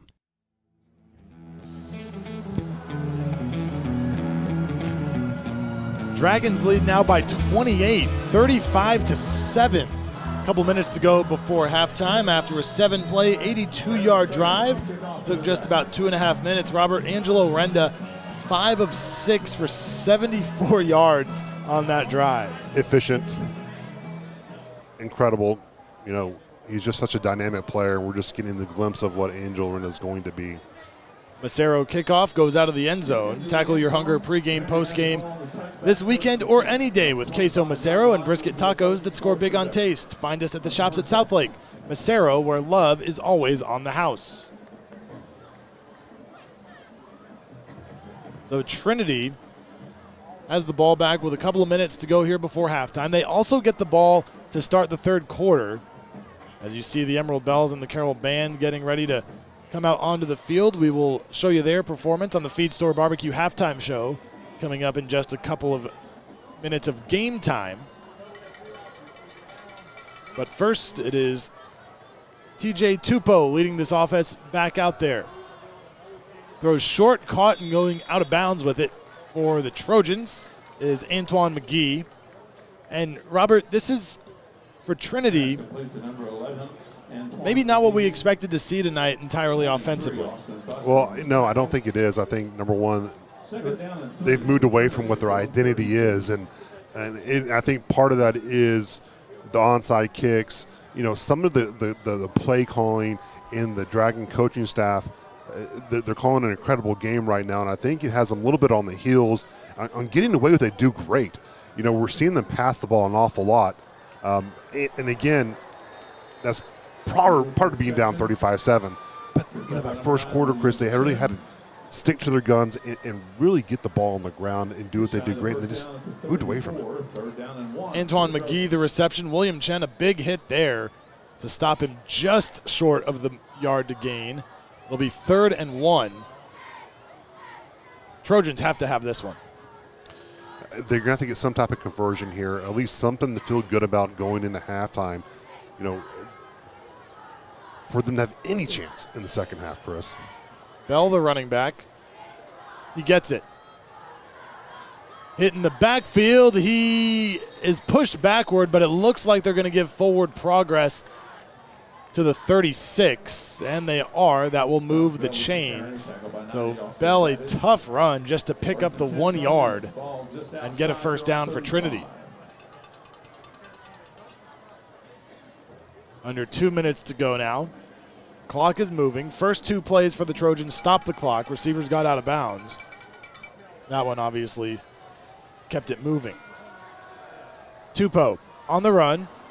Trying to tuck it and run himself. Can he get to the sideline? He does get out of bounds to stop the clock at the 40. But the plays that Trinity is getting out of bounds with are not really picking up the yardage you need to pick up 60 in a minute and 40 seconds. It's not, but they got to find some way to stop that clock, Chris. They don't, you know, it's not really in their repertoire in terms of their offense. they're not a drop back passing team. So if they can get out of bounds any way possible, you've got to do it to at least conserve something. Lineweaver has just one timeout remaining. Tupou drops back, does throw sideline, incomplete. Intended for McGee. Austin Bussman in coverage. So it'll be 3rd and 6.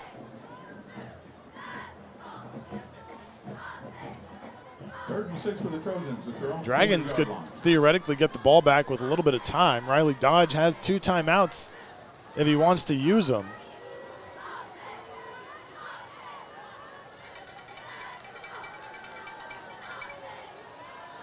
Tupou started the game 5 of 5. That was his first incomplete pass. Now steps up, has a man, caught at the 50. That was the fullback, Michael Safi, and you talked about how athletic he is. You don't necessarily get a chance to see it when he gets the ball in the backfield, but running a route, it's evident. Well, he's a guy who runs, he averages almost 9 yards a carry on offense. And a great job by Tupou stepping up in the pocket from the pressure from Van Dorsler, delivering a strike. It's a great job, at least moving the sticks just a little bit here. Long throw to the far sideline is complete. And out of bounds goes Jalen Donaldson. Another first down for Trinity. A couple of pass plays to pick up big yardage that we haven't really seen yet from the Trojans. No, and Tupou can throw. We talked a little bit about that he does have an arm on him and he can throw. He's just not a running quarterback. It's just not in their offense and the schemes and the route running that they practice a lot, but he can spin the ball, Chris. Another 14-yard pickup. 70 seconds to go in the quarter. Rolls out to his right. Throws again. And out of bounds again go the Trojans. This time Ethan Wright, the reception, picks up about 4 yards. Yeah, Ethan Wright, we talked about him as well. He's one of those guys that they're really high on with Trinity. You get him to open space, he's a dynamic player. Fast guy, probably one of the fastest guys on offense. We saw what he did when they gave it to him on the end around. He's able to break free for a big gain. 2nd and 6. Trojans trying to convert before halftime. 3 receivers to the left. They'll run up the middle across the 20-15, spins out of a tackle, and did he get in? They're going to say he's down inside the 1. Was TJ Tupou, a 27-yard run. Great job by TJ. You know, he has the arm, he has the legs, but he has the will. I mean, he almost willed himself to a touchdown there. Incredible job. You know, his first look's not there. He takes it down and runs it. You protect that football, young man, a little bit. Great spin move, and Hart almost gets him into the end zone. But, again, driving down the field methodically for the Trojans. Taken down right before the goal line by Davidge. Bell in the backfield. The quarterback sneak is in for the touchdown. Tupou, his first rushing score of the season, and gets Trinity a much-needed score before halftime. You called it, Chris. You know, they needed something on this drive, and you know, they executed in a unfamiliar way of getting in the end zone for the Trojans, but they did what they had to do. They had to get points on this drive to end out the half. Tupou, also the holder, sets up for the point-after try for Kirk Lawrence. And that one is good. With 30 seconds to go before halftime, Trinity 35, or Carroll 35, Trinity 14 on the Dragon Sports Network. Hey Dragon fans, Tommy Pennington here. Like the Carroll Dragons, my team understands it takes great fans to be a winner. I want to personally thank all of our Tommy Pennington Realty Group fans for their loyalty and ongoing support. It's because of you we continue to support our Dragon organizations every year. Please remember, we love helping Dragon families with all of their real estate needs. I'm here to give you the best advice and to help you anytime. My Dragon fans would tell you, call Tommy.com. Go Dragons!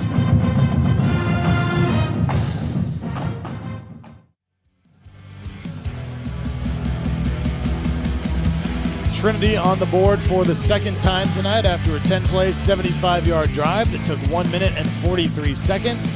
Dragon Band coming up in just a moment here on the Feed Store Barbecue halftime show. But first, Trinity will kick off to Carroll. Kickoff powered by Macero Southlake. Tackle your hunger pregame, postgame this weekend or any day with queso Macero and brisket tacos that score big on taste. Find us at the shops at Southlake. Macero, where love is always on the house.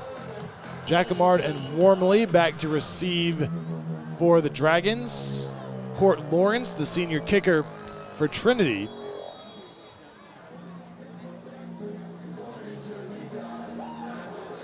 Seen Carroll onside kick 3 times tonight. Trinity on its first kickoff is really short. It's fielded by Brock Boyd. This one taken by Jacquemart at the 20, running across the field left to right. Can he outrun a defender? He cannot. Open field special teams tackle made for the Trojans. Great job by Dontrell Johnson there. Huge open field tackle there on a very speedy Luke Jacquemart. Just trying to get the edge, just couldn't get there. So 20 seconds before the break. Wouldn't think Riley Dodge would dial anything up here from this deep, but you never know. You never know, but all the percentages say, hey, it's taken and a half. Don't create an opportunity for Trinity. But I don't put anything past Riley Dodge. And really a first half dominated possession-wise by Carroll. He does go empty backfield here, though, on first down.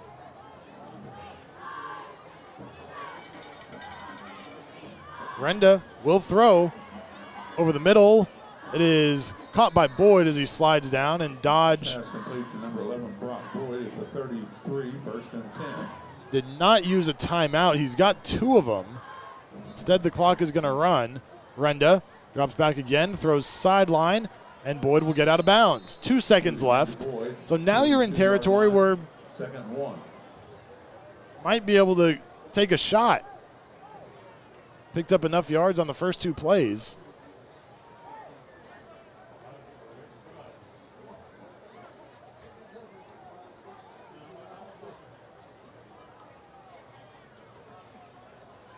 Renda over the middle, incomplete, and that'll do it for the first half. Final play of the first half. Good halftime. The Dragons 35, the Trojans 14. Yeah, I think, Chris, looking at it, the scoreboard 35-14, it couldn't have gone any better from how the Dragons' perspective of how they wanted this to start. They got up early on Trinity, and I tell you what, if you put Trinity in a position where they got to catch up, it makes it extremely difficult, and that's where they're in right now. They do get the ball first in the third quarter. That first drive for the Trojans is going to be extremely important as we get started here on the Feed Store Barbecue halftime show. Dragons Band and Emerald Bells getting ready to perform here at Pennington Field. One of the historic football stadiums at the high school level in the state, built in 1987. And you said when we got here, kind of feel it too. You drive by it on the highway a lot, but pulling into the parking lot, there is a sort of nostalgia, mystique. I don't know what word describes it, but it feels big. Well, so I used to come here as a kid. I remember in the early 90s, I would come here with my father. And, just I got the same feelings walking up with him. It gave me a flood of memories just walking with my dad into the stadium. And then just to be able to feel it, this for a long time was considered as the Dragons' second home field in the late 80s and 90s. A lot of incredible games have been played here, a lot of heartbreak as well. But it's just fun to feel to get those feelings again for a long-time Dragon. And a great place for high school football fans all over DFW. As on the Feed Store Barbecue halftime show, we step aside while we take a look at the Emerald Bells, followed by the Dragon Band. At the half, the score Carroll 35 and Trinity 14. Good morning, Texas. And performed at multiple halftime shows for the Dallas Mavericks, San Antonio Spurs, Dallas Cowboys. The Emerald Bells have been under the direction of Melissa Page for 28 years, and assistant director for the Bells is Catherine Dobrow. Officers of the Bells are Captain Lucy Fuller, Senior Lieutenants Olivia Adamian, Jenna Cantu, Caitlin Parks, Kenzie Sabo. Junior lieutenants are Megan Brickler, Lily Fraga, Skylar Knezek, and Bridget Lang. This week's Girl of the Week is senior Karen Engelhardt. And Be Kind Be a Bell is Mackenzie McCraft. Tonight, the Ember Bell will be performing a palm routine to Get Ready by Pitbull and Blake Shelton.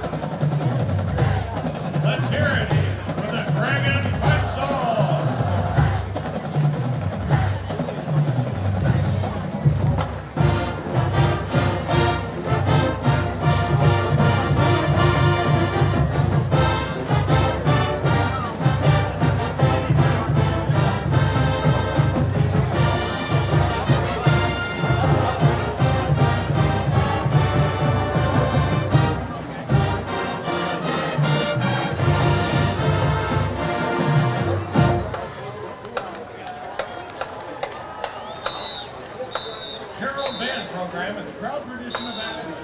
Dragon Band has made 16 appearances in the Texas UIL State Marching Contest, including 2 UIL State Championships, the Bands of America Regional, Super Regional, and Grand National Finals. And in 2021, were named as the recipient of the prestigious International John Philip Sousa Summer Field. Dragon Band is in the field direction, head drum major Minju Kim, seniors Jonathan Ueda and Chloe Blanchard, and juniors Malak Almasri and Maylee Reinke. Pillar guard captain is Miriam Estrin. Lieutenants are Aditi Prabhu, Anshika Saleti, Avery Kress, and Daniela Aguilar. Head members of the week are Helene Lynn, David Crabtree, and leader of the week is Abby Wynn. The color guard member of the week is Emery Walsh, and the section of the week is the Battery. Tonight, the Dragon Band presents a portion of the competition show of Query. Music selections, Wriggle, Yellow Submarine, and Mahiko Memento. Soloists are Reagan Gannier, Julia Fisk, Sophia Kidwell, Sonia Nadu, Layla Reed, and Max Castro.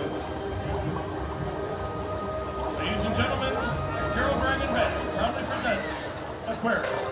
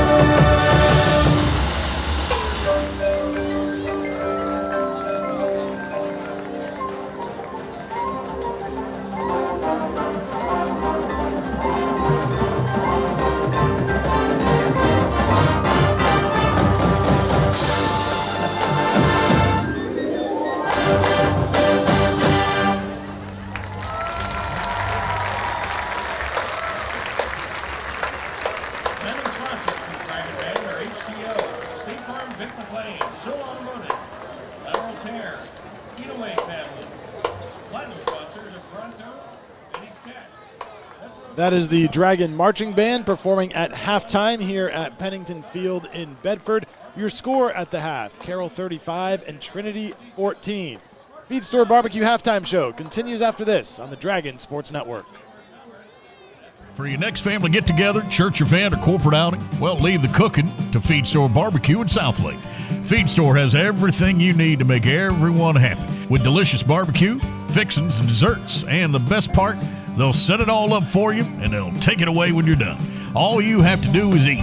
Call us at 817-488-1445 or online at feedstorebbq.com. Go Dragons.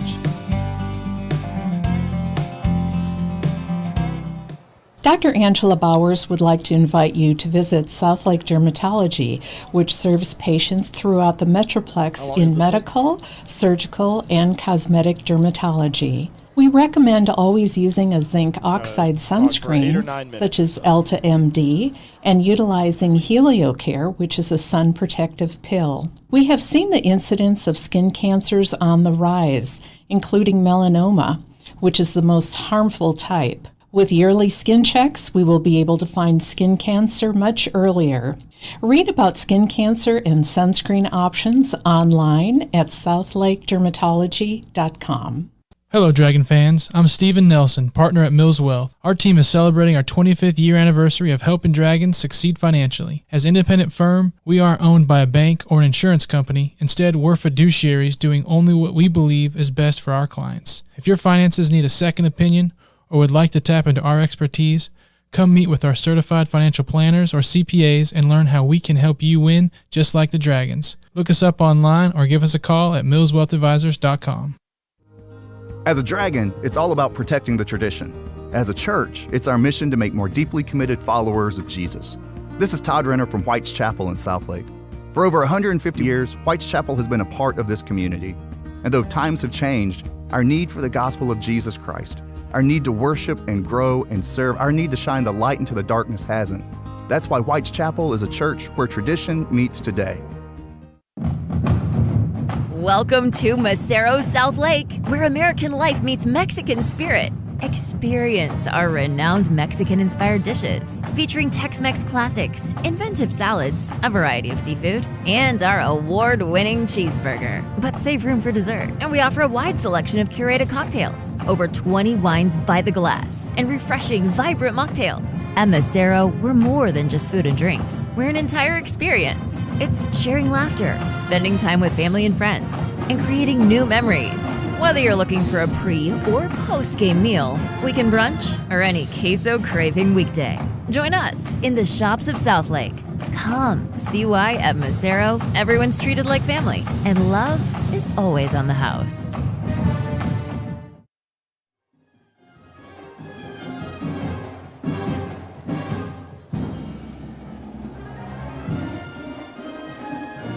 Welcome back to Pennington Field in Bedford. The Dragons lead the Trojans 35-14 at halftime.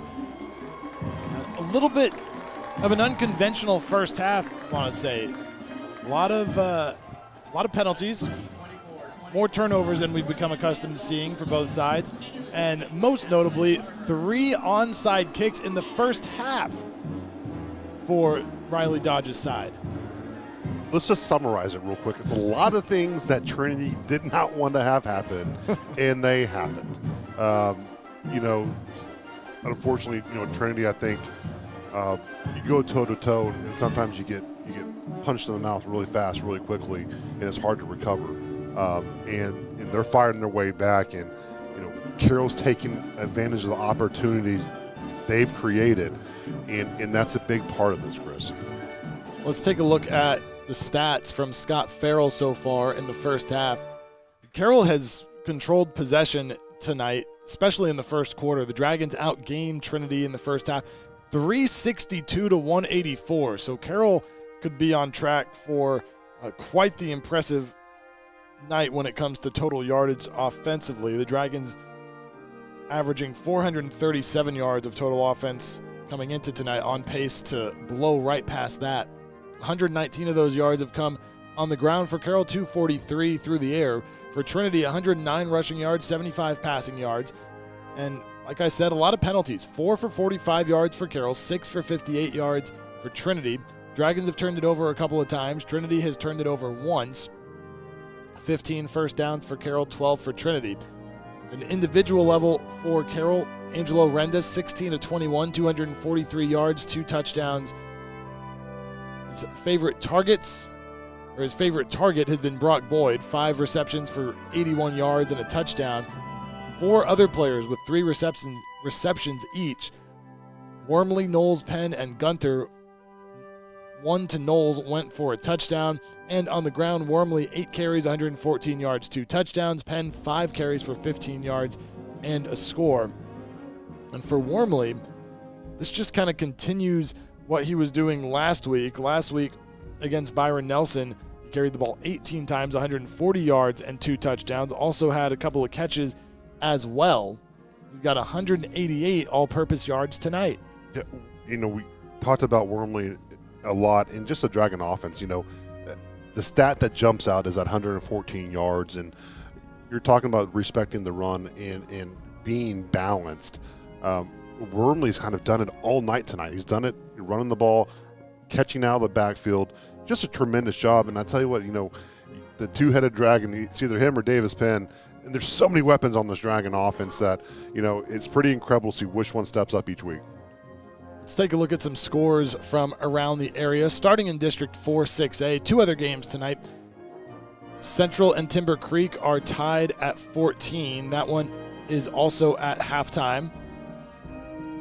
Timber Creek 3-0, so maybe one of the teams, and 1-0 in district, more importantly, one of the teams maybe fighting for a playoff spot, because we were talking before we came back from the break, not to make any assumptions, but on paper, going into the season, you would kind of think that Carroll, Byron Nelson, and Trinity will be 3 of the 4 playoff teams, and that 4th spot up for grabs. Yeah, talking about that 4 spot, really, we think is probably going to be between, and Northwest has come on very strong, undefeated so far, and then, Eaton, and then Timber Creek. Timber Creek's been a program. Again, Fields, an ex-Carroll offensive coordinator, as a head coach. He's done an incredible job building the program so far, and it's starting to show up each and every year. So it's going to be exciting, that fight for 4th place. And you mentioned Eaton. They're trailing at home. I guess it's not really at home. It's the same stadium for both teams, against Northwest, 17-14. That one is also at halftime. So, again, Northwest also unbeaten so far this season. The other game in district play was last night. Keller, a home win over LD Bell, 27-10. Beckham Robinson, 201 passing yards, 3 touchdowns for Keller in that one. And Byron Nelson is on the bye this week. Again, a 9-team district, so there will always be 1 team on a bye. The way it worked out for Carroll this year is that bye comes before the playoffs. It's all 10 regular season games will be played for the Dragons before they get their bye week. Well, and it's an interesting spot to have a bye week, and I think it's a great spot to have one. Now, could they use it during the season? Absolutely. But what it also does, Chris, it gives them, number one, a week to recover for that first round game.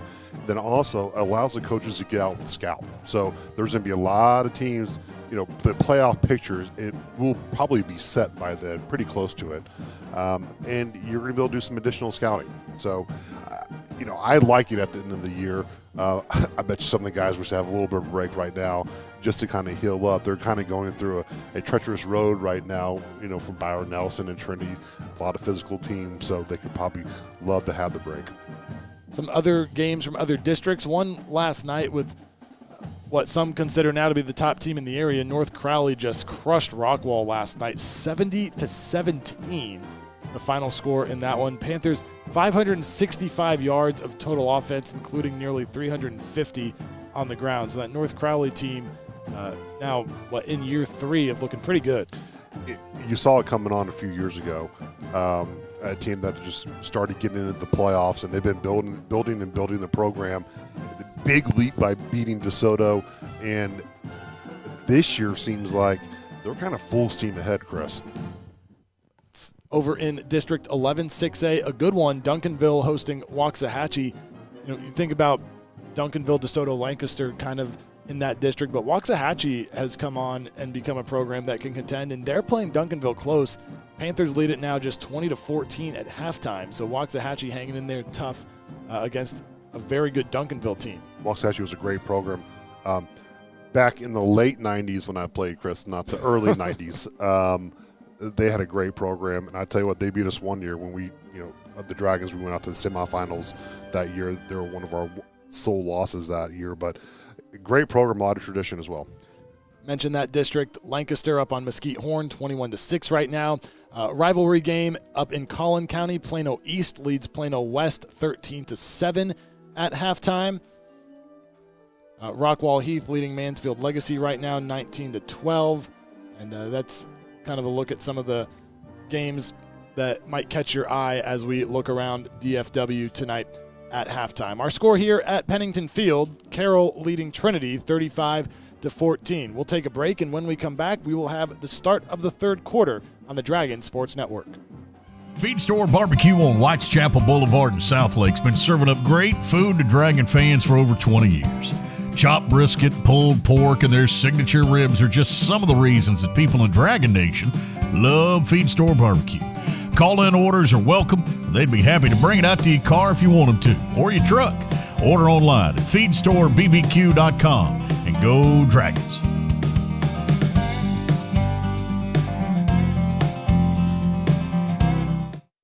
Hey, you Dragon fans, it's Julie Walter with the Baker Firm, Fidelity National Title in Southlake. I have some great news for all you homeowners. With school and football in full swing, this season will still be a great time to buy, sell, or refinance your home. At the start of football season, we will still see families moving into the Southlake area. Call your friends at the Baker Firm to get more information, and I promise you we will provide a smooth closing from beginning to end for your Dragon family. With our real estate attorney, Chris Baker, on hand 24/7, you will be sure to score a touchdown closing in our office. Protect the tradition with the Baker Firm. At AC Pros, we are a family-owned company that has been in business for 27 years in the DFW Metroplex. At AC Pros, we offer air conditioning and heating services, maintenance and sales, and we are a certified trained dealer. Protect against the Texas heat or the cold in the winter with attic insulation, radiant barrier, or window replacement options. Contact us today for a complimentary energy analysis and air quality test. AC Pros, online at acprostx.com. Go Dragons! Patriot Mobile is America's only Christian conservative wireless provider, offering dependable nationwide coverage on all 3 major networks, so you get the same coverage you've been accustomed to in your area, minus the leftist propaganda. When you switch to Patriot Mobile, you're sending a message that you support free speech, religious freedom, the sanctity of life, the Second Amendment, and our military, veterans, and first responder heroes. Their 100% U.S.-based customer service team makes switching easy. Keep your phone and keep your number, too. Just go to patriotmobile.com/dragons or call 878-PATRIOT. Get free activation today with the offer code DRAGONS. The Dragon Den is your home for the best selection of Dragon fan gear in town. We offer many styles and sizes, and we're your Dragon Hat headquarters. 100% of your purchase supports our student athletes and UIL sports grades 7 through 12. We're open weekly during all home football games and most Tuesdays and Fridays 11 to 2. We're everything Dragon. Interested in volunteering with us? We need adult and high school volunteers to work during hours we are open. That's the Dragon Den at Dragon Stadium. Go Dragons!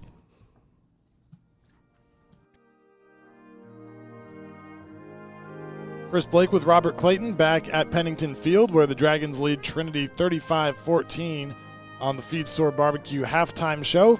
Football not the only thing going on around Carroll ISD right now. Volleyball season also in full swing, and the Dragons continue to have success on the court as well. Well, incredible job to the Lady Dragon volleyball team tonight, taking down LD Bell. Congrats, Coach Jackson, doing a great job with the program. And they're in a tough district, Chris. They're, a lot of top teams. I think the area there's 2 to 3 top teams, and it's a tough one. It's a young group, and they're playing a phenomenal job so far this year. So congrats, ladies. Keep working hard, and get ready for your march to the playoffs. Well, the Trinity Band finishing up its performance on the field right now, and when we return, we will have the beginning of the second half. Carroll leading 35-14 on the Dragon Sports Network. Hey, did you hear? Somebody didn't want Feed Store barbecue. That's right, it's true. One fella the other day, he wanted Feed Store chicken fried steak, and another asked for a Feed Store hamburger. And one scamp, well, he even had the nerve to ask for Feed Store burn ends. Yeah, Feed Store is famous for its barbecue, but there's so much more. Order online at feedstorebbq.com and go Dragons.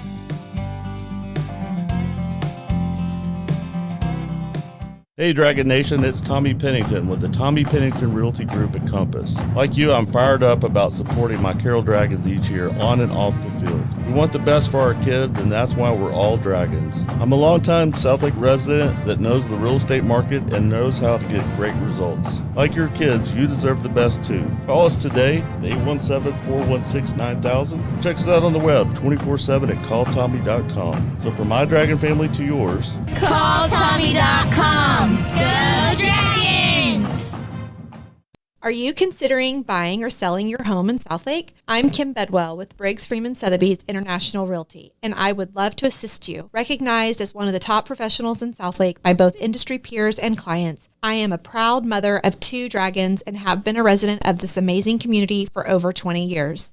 I know Southlake inside and out, and I am committed to ensuring your real estate journey is seamless and successful. You can find me at kimbedwell.com. Kim Bedwell Real Estate, delivering the highest level of experience and results in Southlake and beyond. Go Dragons! Hey, Dragon fans, this is Robert Clayton with the Clayton team at Clayton Real Estate. Karen Young and I have been proudly serving Southlake for over 30 years in residential resale, family owned and operated, and former Dragons. Being a Dragon graduate, we truly understand what it means to be a Dragon. Tradition, excellence, and a winning team. That's what we provide our clients, the best service and experience in the industry with a winning tradition. Dragons representing Dragons. Call us today at 817-894-4152 or visit us on the web at www.dragonrealtors.com. Go Dragons.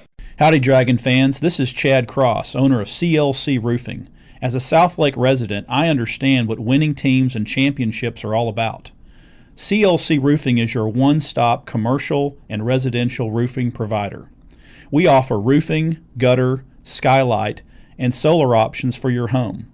Whether you need a new roof or just a repair, contact us today to schedule your free roofing inspection. You can visit us online at clcroofing.com or contact my office directly at 817-416-ROOF. That's clcroofing.com or call us directly at 817-416-ROOF. And go Dragons, let's finish. Start of the third quarter here at Pennington Field. Thanks for hanging out with us on this Friday night. And Robert, before we get started in the second half, let's revisit your keys to the game. Slow down the Trojans' run game, Chris. Check mark. I think that's happened tremendously here in the first half. use multiple formations on offense. I think Riley Dodge and company has done a terrific job on getting this defense spaced out, finding the weak spots, and really exposing those. And then the turnover battle. Carroll's definitely on the plus side of that. 2 onside kick recoveries. They've done a tremendous job on just, executing on their opportunities. So I think on those keys, Chris, they're doing a very good job, and I think that's what we're seeing the result of 35-14. Well, the time of possession tonight, Dragons have about a 2.5-minute edge, 13-13 for Carroll, 10:47 for Trinity. Dragons built a lot of that edge the game's first 10 minutes or so. As Carroll lines up, let's see if they onside kick again. Pooch kick this time. It is fair caught by the Trojans. Macero kickoff. Tackle your hunger pregame, postgame this weekend or any day with queso Macero and brisket tacos that score big on taste. Find us at the shops at Southlake. Macero, where love is always on the house. So not an onside kick, but still not a traditional kickoff for the Dragons. It's going to be a fun conversation this week, Chris, talking to Riley about what did you see on their special teams that kind of led you to this array of kicking that we've seen. It's been very interesting, but as part of the scouting department of Southlake, they do such a tremendous job. So on first down, Trinity with the ball first. It goes to Bell, and he's brought down by William Chen. Feels like we have not stopped calling his name since last week. Chen has been in the middle of everything for the Dragons. You're talking about spelling this offense and getting them to move outside and then creating those force players. Chen coming over the top, called his name quite a few times and again, more regularly as weeks go by. He is such a dynamic player. And I tell you, when he explodes on a tackle, Chris, he sure does. So Trinity behind the sticks now, 2nd and 11. 2 backs in the backfield. They give it to Bell. Big hole up the middle across midfield, trying to make a man miss. Slowed down initially by one of the Dragon defenders, Marcus Browse, before he was taken down after a gain of 21. You saw the explosion of Josh Bell there. I tell you what, you get him, again, get him a little crease. He can explode through that second level. And again, that's Trinity's identity. This drive is a statement for this team, for this game. You've got to come away with something right now. Try to cut it down to a 2-score game here early in the third quarter. This is just Trinity's 5th possession of the game as they give it to the running back reversing field. It's Harris, a stiff arm at the 35, still on his feet, spinning forward across the 25-yard line. Chris, initially this was a great job by Carroll, attacking the ISO play. But, JT Harris reversing your field on a ISO play and almost there with Will Lines is an incredible job and a testament to JT Harris. Man, he has got some speed, Chris, and you know why they're excited about him. A couple of Dragon defensive backs just diving and unable to get the ankles of Harris as they run up the middle again. On first down, still moving forward. The pile getting close to the first down marker. It's there and then some across the 10 and going down eventually Harris inside the 15-yard line. A great power play by the Trojans, and this is what they do great. They bring that tight end across the formation. He acts as another kick-out blocker. You have the pulling guard coming around onto the second level. It creates that gap, and J.T. Harris can hit that gap. He is tremendously quick with the ball, and gosh, this is what we talk about. This is Trinity football, Chris. This is what you say they got away from in the first half. Harris stays out there, lining up behind the fullback, Safi in the I formation. Give it to Safi, plunging up the middle and into the end zone.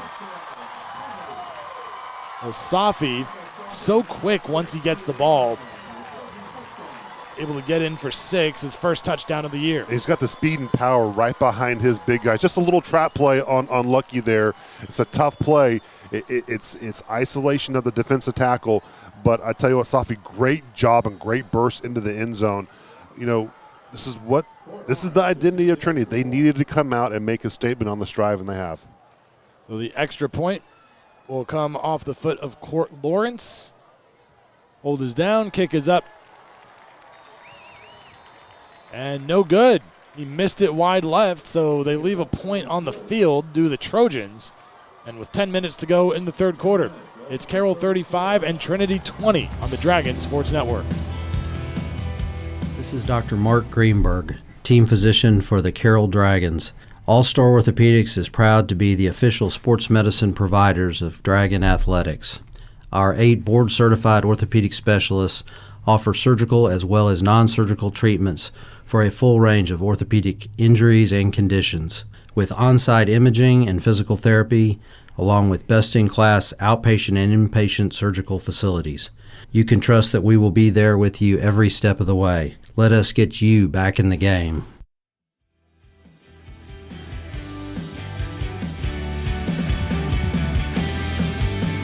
Trinity scores on its opening drive of the third quarter to make it 35-20 in favor of the Dragons.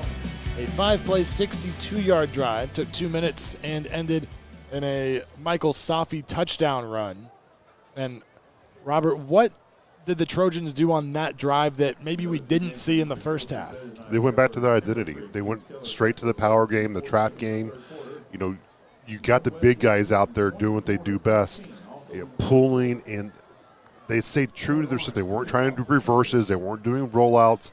They were going right at you. They attacked downhill. That's where their success is. Even on that touchdown play, it's a great trap block. This is just old school football. It's old school Trinity football. They did what they had to do, and I tell you what, first half they got a little frazzled, and I think it got them off their game just a little bit in their game plan. But hopefully, you know, they settled down here in the second half. It's kickoff powered by Macero Southlake. Tackle your hunger pregame, postgame this weekend or any day with queso Macero or brisket tacos that score big on taste. Find us at the shops at Southlake. Macero, where love is always on the house. Kickoff fair caught by the Dragons. It'll be their ball when it is spotted.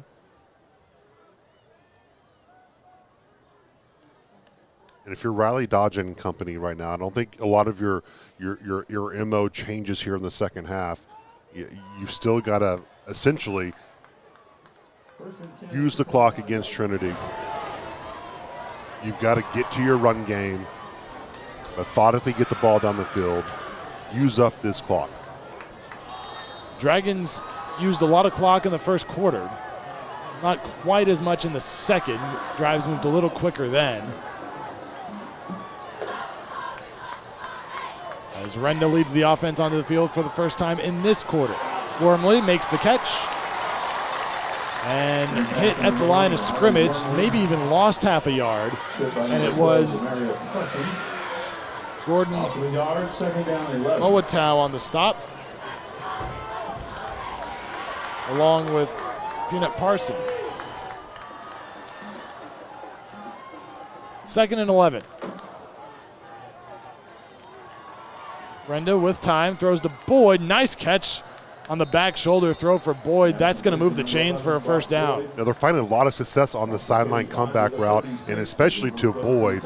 You know, they're reading the soft coverage. They're executing on it. It's a great play by Renda to stay in the pocket, just deliver a strike. That ball was already there as he was coming out of his route. Incredible job. Picked up 12 for the first down when they needed 11. Renda. Boyd again, right back to it. Out of bounds at the 41. Again, coming out with a little bit of an out route there. You know, if you're Riley Dodge and Company, you're looking at what are they giving us? You know, what is the defense giving us? They're giving us soft coverage all night. Let's exploit it. Let's get something underneath and move the ball methodically. Just almost looks like another run play, Chris. They're going to go empty backfield again here, with 2 receivers to the near side of the field, 3 to the wide side. Mackey into the game. He's split out wide on the left.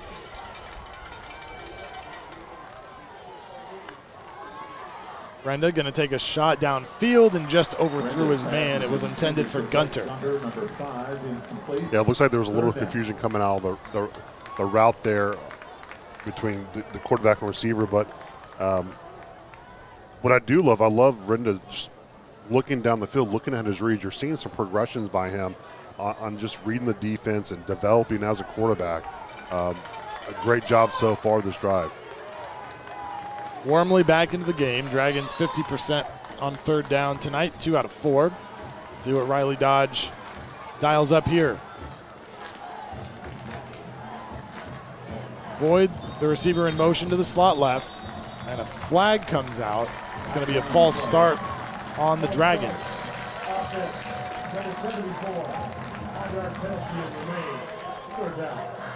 Luke Wilson, the sophomore left tackle, called for the infraction. As offensive linemen, we didn't really call that offsides on us or false start. We just said we got a little excited, Chris. You just wanted to block so badly. We wanted to block so bad that, gosh, we were just too anxious. So I understand it, Luke. Not a penalty in my book. So they take the tight end Bobrowski out the game now that the third down is a little bit longer. Trinity shows pressure, brings 5. Renda setting up the screen to Riley to Wormley, and it's incomplete. The C's had parted just a little bit there, Chris, and he had a brief moment for Riley. You know, great rush by Gordon. I tell you what, you know, Trinity's done what they have to do. They've come out and pressured this Dragon offense, the creating situation. This game is far from over, everyone who's listening right now. Trinity's not going to lay down. They're going to keep fighting. Zach Hayes on to punt for Carroll, and if I'm not mistaken, this is the first punt of the season for the Dragons. Comes in game number 4. Hayes gets a high spiraling kick away. Fair catch called for and made inside the 20-yard line by the Trojans. A nice punt by Hayes. Great job flipping the field there. Beautiful punt. Number 5, Ethan Wright. Ethan Wright fielded that kick for Trinity. So now things could get a little interesting. The Carroll defense to find a way to slow down what the Trojans did offensively on their first drive after that 46-yard punt. Ball now to 17. Yeah, if you're Trinity, again, you don't have to change anything here. Just keep doing what you're great at and execute. It's all about execution. See that big offensive line break the huddle. The ball handed off and stopped in the backfield by the Dragons. First one there, Will Lines in on the stop for Carroll. Incredible job. You know, you'll see Will Lyons, but you'll see also Jack Van Dorsler. Watch him just run through. He beats the big all-star tackle. It gets the running back in the backfield. I'll tell you what, Van Dorsler is such a force. He's so athletic. He's a guy that most offensive line will never face at the high school level. Keep in mind, he's only been doing this for a few months. Harris goes out in motion to the right side. Tupou looking to throw. Open underneath is Wright, cutting across the field from right to left with space across the 40. This guy can fly across the 30 and stepped out of bounds along the Trinity sideline. But Ethan Wright showing off the speed after the catch for 58 yards. And Chris, we talked about Southlake finding the soft spots. You know, Trinity did an excellent job staying in the pocket, finding the soft spot between the linebackers and the safeties. A great route by Ethan Wright, and you can see the speed of the young man. Incredible athlete. Get him in the open field. Gosh, Trinity's on a mission right now, Chris. Austin Busman a little slow to get up after making a diving attempt to tackle Wright, but he is walking off pretty much under his own power. Now completely under his own power. Just a little bit of a limp, but good to see him getting up and walking off the field as he is. Well, he's a big part of that Dragon defense.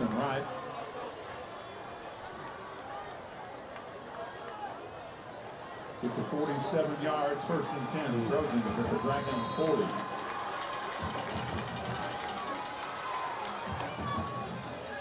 On first down, Safi trying to bounce it outside, can't do it. Taken down by Ethan Fisher. probably the 5th defensive back that stepped in for Busman and making a play on the very first snap. Again, it's a difficult play. You're coming down from, the secondary spot on a counter play, and you're a shoelace away from allowing that to be broken open. So great job, excellent job by the Dragons on corralling the ball carrier. 2nd and 11. Still Harris in the backfield. They throw it out to the flat. Right, hit immediately. A big hit delivered by Luke Busman, and he's pumped. Luke goes, don't worry, bro, I got you. All right, I got you. I got your back. I'm going to play for you. And watch Luke Busman just sniff this out. You have the big guys out in front, possibility for a big play. Watch him beat the blocker, deliver a hit. Phenomenal job, Luke Busman. Trinity 3 of 4 on 3rd down, but this one's a long one. 3rd and 12.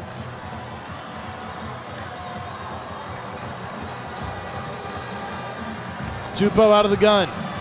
Has a little time, throws one up for right. It is caught along the near sideline. Check that. It was number 10, Tayshawn Ephon. His first catch of the season. Converts a big 3rd down. Well, Tupou had, inside, he was under pressure. You're seeing some poise from this young man who doesn't throw a whole lot. He's delivering some strikes down the field in coverage. Good execution by Ephon. Again, Trinity finding a way to move the ball down the field. On 1st down, handoff up the middle. Harris brought down at the 6. Tupou, 37 pass attempts coming into today. You mentioned not throwing it as much. Just for comparison, Angelo Renda coming into this one had thrown 54 passes, and that's in a Carroll offense that's pretty balanced. So 37 pass attempts through 3 games, about 12 a game coming into this one for Tupou. Yep. It's not a whole lot, but I tell you what, he's getting more and more efficient with his throws, and he's throwing they're running great routes, and he's executing on throws. On 2nd and goal, trying to piece his way to the end zone is Harris, and we have not seen Josh Bell here in the 3rd quarter, I don't believe. Well, we saw him at the very start, and it looks like he got hurt just a little bit. I'm not sure if he's out injured or not. Harris has also been running the ball well. One receiver going to go out to the right side. It's Antoine McGee. Near side is right. Up the middle they go, trying to push the pile into the end zone. It's going to come up short. They can pick up the 1st down without scoring. This one's going to be very close. They are going to move the chains. 1st and goal. That's a big play for the Trojans there, edging it out. I don't think it's a hard thought process of what, if you're Trinity, what you're going to do right now. You have 6'4", 320-pound on average offensive lineman. You're probably going to get behind the big guys and get this in the end zone. Harris lining up behind Safi. And they punch it in. Tupou took it in himself for the touchdown. 2nd time tonight. And let's see if Trinity goes for 2 after it missed the extra point last time. They're going to send the kicker back out onto the field, Court Lawrence, to try to make it an 8-point game.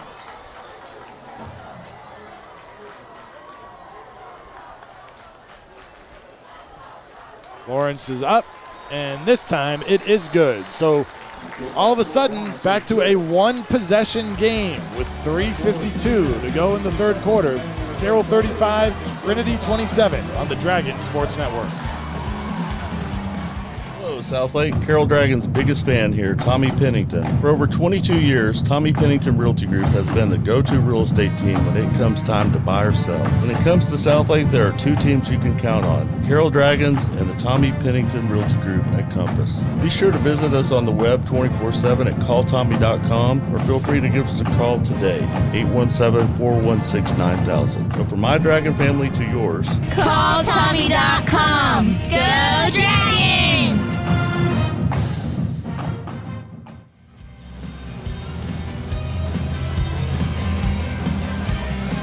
20 unanswered points for the Trojans out of halftime. Carroll led this one, or check that, 13 unanswered points for the Trojans out of halftime. Carroll led this one 35-14 at the half, but Trinity has come out and scored a couple of touchdowns on its first 2 possessions. This last drive impressive, 9 plays, 83 yards in 4 minutes and 19 seconds. That's an emphatic drive. And again, if on the flip side, if you're Carroll here, there's no you're not going to push a panic button, but you've got to sit here and you got to get in the flow. You've got to start establishing the run game, using the clock, and get behind this offensive line that's done a pretty good job so far, if not a great job in the first half. And Carroll picked up just 11 yards on 5 plays on its last possession and punted for the first time all year. This kickoff powered by Macero Southlake. Tackle your hunger pregame, postgame this weekend or any day with queso Macero and brisket tacos that score big on taste. Find us at the shops at Southlake. Macero, where love is always on the house. Another pooch kick, fair caught by Marcus Browse. Chris, we're seeing regular kicks, we're seeing onside kicks, we're seeing pooch kicks. We are going through the book of kicking clinics tonight. Do we have like a special teams expert that we can put on speed dial? Next week we're going to do highlights of just the kicking game. I mean, we might as well, especially the first few onside kick tries for the Dragons. Right. And you're right, it will be very interesting when we get a chance to talk to head coach Riley Dodge during the week next week about what they saw that encouraged them really to only kick it deep a couple of times so far tonight. A big drive here for the Dragons, looking for a response. They give it to Wormley, and he is hit and dropped at the line of scrimmage. It's Joshua Withers, the senior defensive end, on the tackle. Getting that cut back there on the inside zone. We've seen Trinity defended a few times by staying home and running that heel line on that D-line. And great job by Withers on making that play. Gunter lined up at the H-back spot. Receivers tight to the formation on the left side. In motion goes Boyd, and a flag comes in. False start on the Dragons. False start, offense, number 68. Remains, 6th penalty of the night on Carroll for 55 yards. Not something we're used to seeing from a Dragon team that's pretty disciplined. It is. It's uncharacteristic. You don't see that's 2 back-to-back drives with a false start. Again, I thought it takes the air out of the balloon, so to speak, but puts you in a position you don't necessarily want to be on second down. 2nd and 15. Keep it on the ground. Renda, big hole, right side across midfield and steps out of bounds. Everybody bit on the fake to Wormley, and Renda had one defender to beat on the right side, picks up 24. Renda runs that 4.47, and he throws every single bit of it, and he's a danger out there in the open. Great job on him, and great fake to Wormley, and getting him, again, out in open space. He's got some wheels. He hasn't shown it a lot this year, but he's more than capable of doing that. Trips left, under 3 minutes to go in the third. This time they'll throw. Boyd across the 40, taken down there. Again, a connection we're seeing an awful lot tonight. Renda and Boyd are on just such a great page together. And coming out of the route, timing it, great pass. Way to say there, great job blocking on the offensive line. Up over 100 receiving yards tonight for Brock Boyd now. That's 106 for him this evening. Came into the night 198 receiving yards on the year. 2nd and short. Renda Boyd. Complete. Just do that over and over again. It's worked for Carroll tonight. Well, it's almost like when you play a video game, Chris, and you have the certain play you like to run over and over again, and it seems like that's the call to Rinda and Boyd right now. Given what the defense gives you, playing the soft coverage, you're going to give up, 3 to 4 yards and let your skilled players make plays. But without a doubt, it's about time to get behind those big guys and let them get some yards. You're like, let's forget this passing stuff. Run it. Rinda in the flat. Wormley bounces off a tackle across the 30, stays in bounds, and he's going to get into the end zone. Wow, what a run by Riley Wormley, and he is shaken up a little bit after he crosses the goal line. He took a shot. As soon as he caught the ball, gets in for a 35-yard touchdown reception. Yards after contact, Chris. We mentioned it so much in the pregame here. Watch him. Excellent choice out of the backfield from Rinda to Wormley. And if you're Trinity, you've got to wrap up.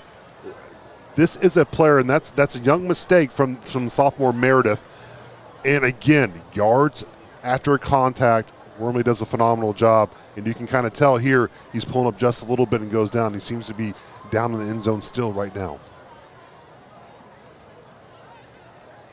Hard to tell if he got shaken up on the hit or when he tried to cut back inside at the 5-yard line, if he felt something, but maybe just got the wind knocked out of him because he's jogging off the field perfectly fine.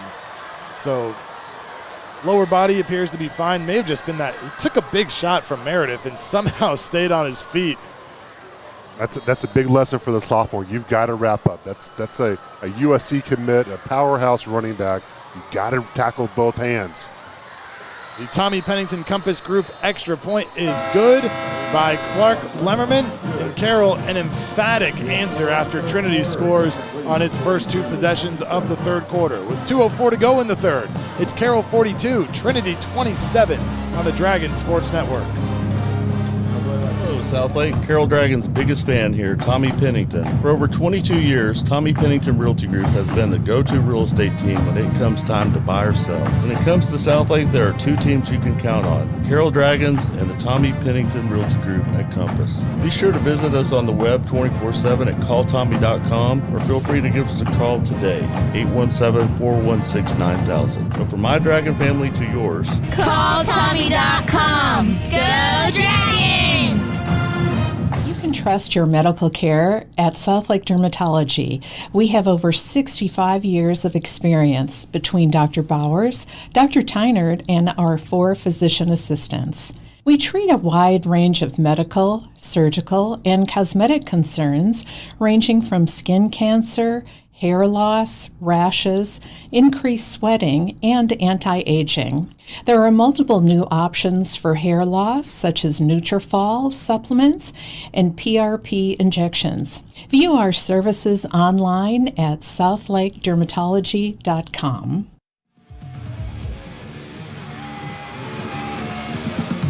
Pooch kick for the Dragons again. This one bounces, is going to be fielded. Spinning out of a tackle across the 35 is Harris, and he gets across the 40-yard line. Kickoffs all powered by Macero Southlake. Find us at the shops at Southlake. Macero, where love is always on the house. Well, Robert, an impressive drive for the Dragons, and maybe the 3 guys that you expect to show up offensively so far tonight. Angelo Renda, 20 of 26, 303 yards, 3 touchdowns. Riley Wormley, 222 all-purpose yards on 14 touches, 3 touchdowns. Brock Boyd, 9 catches for 109 yards and a touchdown. It's almost the usual suspects, quote unquote. But this, you're seeing a Dragon team getting pushed a little bit. They're having to respond. This is one of the first times they've had to play a full complete game, and they're awfully dangerous, Chris. Harris gets it on the end around, and a Dragon comes up injured after the play. Looks like it could be a cramp situation here for Carroll, as William Chen gets up and walks off the field. But for Trinity, which scored on its first 2 possessions of the third quarter, you say just because Carroll scored a touchdown doesn't mean they need to all of a sudden get away from what worked on those first 2 drives. Absolutely. I mean, you still have time here, and their run offense isn't your normal run offense. It is an electric offense. And keep doing what you're doing. They've moved the ball considerably well. You just got to stay disciplined and be efficient and execute. Safi, big push up the middle across the 40 to the 36 to pick up a first down. You're right, you look at the number of yards per carry these guys average, all coming into the game, but Harris was averaging over 8 yards a carry, Safi over 9 yards a carry. So it's not like it's 3 yards in a cloud of dust. Well, and I think some of the Dragon fans here, if you haven't been used to it before, but you see the I formation a lot, is so dangerous because you have so many options. You can option it, you can pitch it out, you can go off tackle, you can go ISO, you can give it to the fullback. There's just so many things you have to defend. Tupou rolls out, completes it inside the 30, and a bunch of Dragons going to be needed to finally get Ethan right to the turf. He picks up another first down. We're talking about even on the formation, only same formation, but look how much things you can do. You can do a rollout, and that's what they're executing on. He's getting a little bit on the rollout, and Ethan Wright, I mean, I'm telling you what, he's having a phenomenal game. Probably a game he didn't think he'd be catching that many balls. He had 9 receptions coming in. Feels like he's got double that tonight. It's 5 for 75 yards, so more than 50% of his total coming in. I formation again. Harris takes it up the middle, inside the 20. Flag comes in. And most of these runs feel like they end up falling forward for 2 or 3 extra yards as well. Personal foul, face mask, defense, number 23. Activation to the goal, automatic. First down. Well, good and bad. Good to see Austin Bussman back in the game. Bad to see the face mask call. Yeah, we've seen a few more penalties this half than we're accustomed to with Carroll. You know, again, you've got to use that to your advantage, and allowing the offense to move the ball with an additional penalty is always tough. But, you know, this Trinity team, they're finding something right now that's awfully working pretty well. Harris spins inside the 5, and he's in for another touchdown. Trinity hanging in there. Harris gets in for 6. I mean, getting in the I formation, and all this is just a simple ISO play. Again, you're getting in between the guard and tackle. You have Safi leading up, cleaning up any mess that trickles off, and then JT Harris, big burst to the end zone. And again, you're talking a guy who can get yards after catch or yards after contact and lean forward. He doesn't. The extra point is good. And back and forth we go here in the second half with 13 seconds to go before the end of the quarter. It's Carroll 42, Trinity 34 on the Dragon Sports Network. Hey everyone, this is Michael Baum, General Manager at Hearst and Louisville Autoplex. We are longtime supporters of all things Dragons. This season, if you want to show up to the game in style, come see me or Brees Higgins, where we have the largest selection of late model, high-end, pre-owned trucks and SUVs. As a family-owned and operated dealership, we'll treat you like part of our family. Come see us on either side of the Metroplex and get a new ride today. Shop us online 24/7 at HurstAutoplex.com. Go Dragons!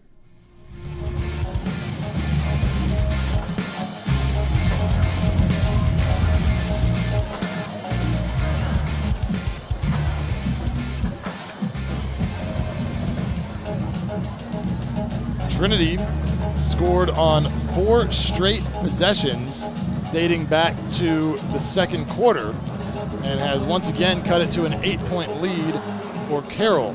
Kickoff powered by Macero Southlake. Tackle your hunger pregame, postgame this weekend or any day with queso Macero and brisket tacos that score big on taste. Find us at the shops at Southlake. Macero, where love is always on the house. Well, thought coming into this one, it might be a high-scoring affair, These are two of the top offenses in the area. Another pooch kick. Fielded and will be returned by the Dragons. Jacquemart across the 40-45 near midfield. An aggressive play by Jacquemart to pick up some positive yardage for the Dragons there on the pooch kick. He gets 17. Yeah, it's interesting just, again, watching the kicking game, but the opportunities, you know, whether you like it or not, you're still giving the Dragons a short field to work with, you know. I would expect they might want to get them down the field, allow them to use a little bit more field or press them a little bit. But, you know, Dragon offense, you know, you have 7 seconds here. I'm sure we're going to want to bleed it out, get in the fourth quarter. Got to establish run. Let's chew up that clock a little bit. A very good chance this is the final play of the third.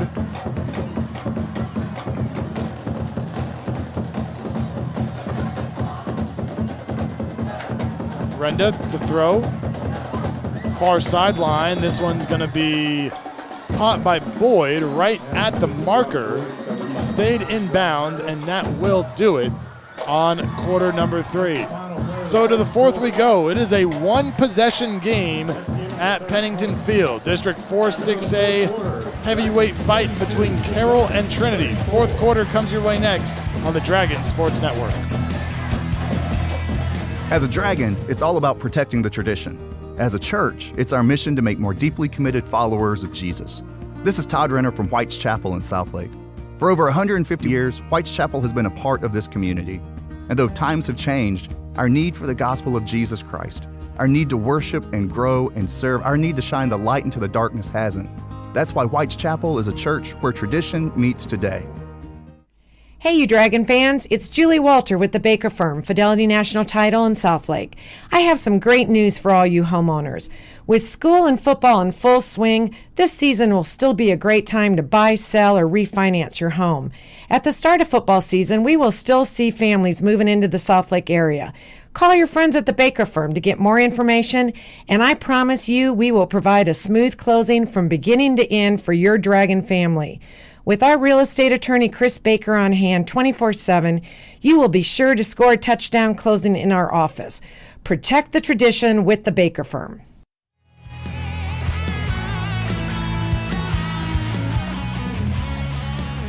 Fourth quarter getting underway here at Pennington Field, and they miscommunicate on the handoff. Renda going to be wrapped up and pushed back. Looked like he wanted to give it to Wormley. Wormley thought Renda was going to pull it, and they end up taking a loss on the play. Well, Renda got what he wanted.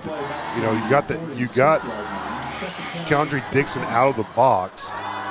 It was set up for the run, and it looks like there was a little bit of confusion on the snap or the location, but that was perfectly set up for a run for the Dragons. So second and long. Big couple of snaps here for both sides.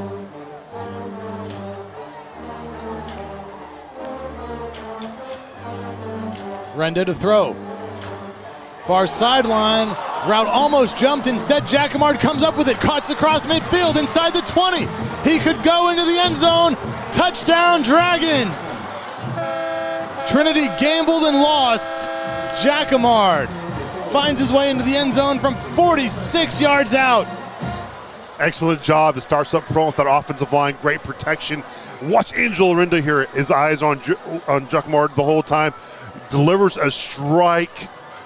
He gets it through such a tight window there. Incredible job by Luke. I tell you what, he gets the ball, cuts across the field, and you aren't catching my man, number 4. He gets to the end zone. Touchdown, Dragons. Peanut Parson was so close to jumping that route. The Tommy Pennington Compass Group extra point is good. And Jacquemart, just like that, gets Carroll back out by 15. It's Dragons 49, Trojans 34. 11 minutes to go in the fourth quarter on the Dragon Sports Network. Hello, Dragon fans. I'm Steven Nelson, partner at Mills Wealth. Our team is celebrating our 25th year anniversary of helping Dragons succeed financially. As an independent firm, we aren't owned by a bank or an insurance company. Instead, we're fiduciaries doing only what we believe is best for our clients. If your finances need a second opinion or would like to tap into our expertise, Come meet with our certified financial planners or CPAs and learn how we can help you win just like the Dragons. Look us up online or give us a call at millswealthadvisors.com.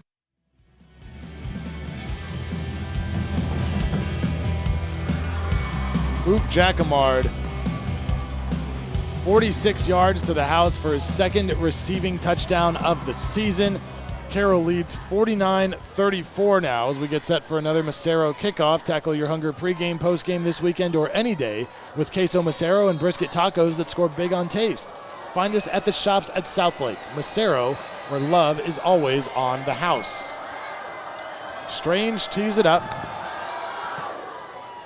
Carroll kicks it deep.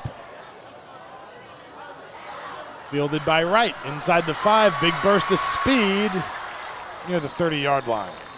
Well, Robert, these are a couple of teams that average a lot of points. Trinity, 55.6 points a game coming into this one. Carroll, 46.6. But for the Trojans, almost by necessity, because they've been allowing more than 30 points a game as well. So Trinity's been having to win shootouts for the most part this season. And that's a little bit tougher task against this Carroll offense. Yeah, we're seeing, it almost reminds me of an old school Rocky movie, Chris.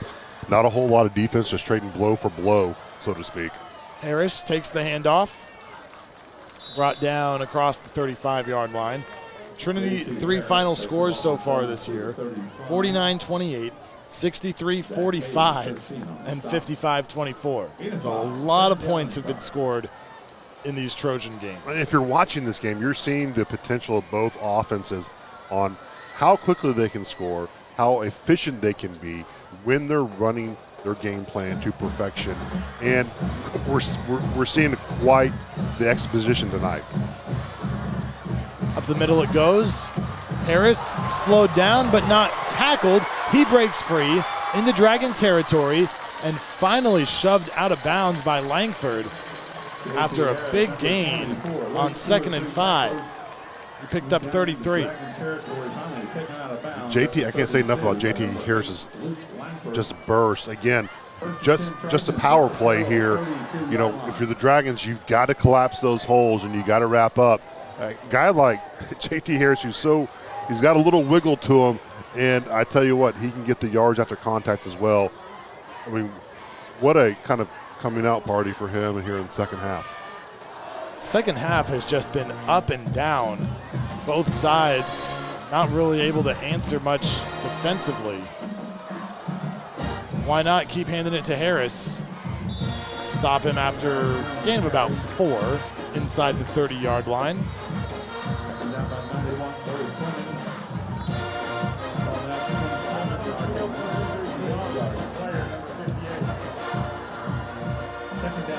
It's just old school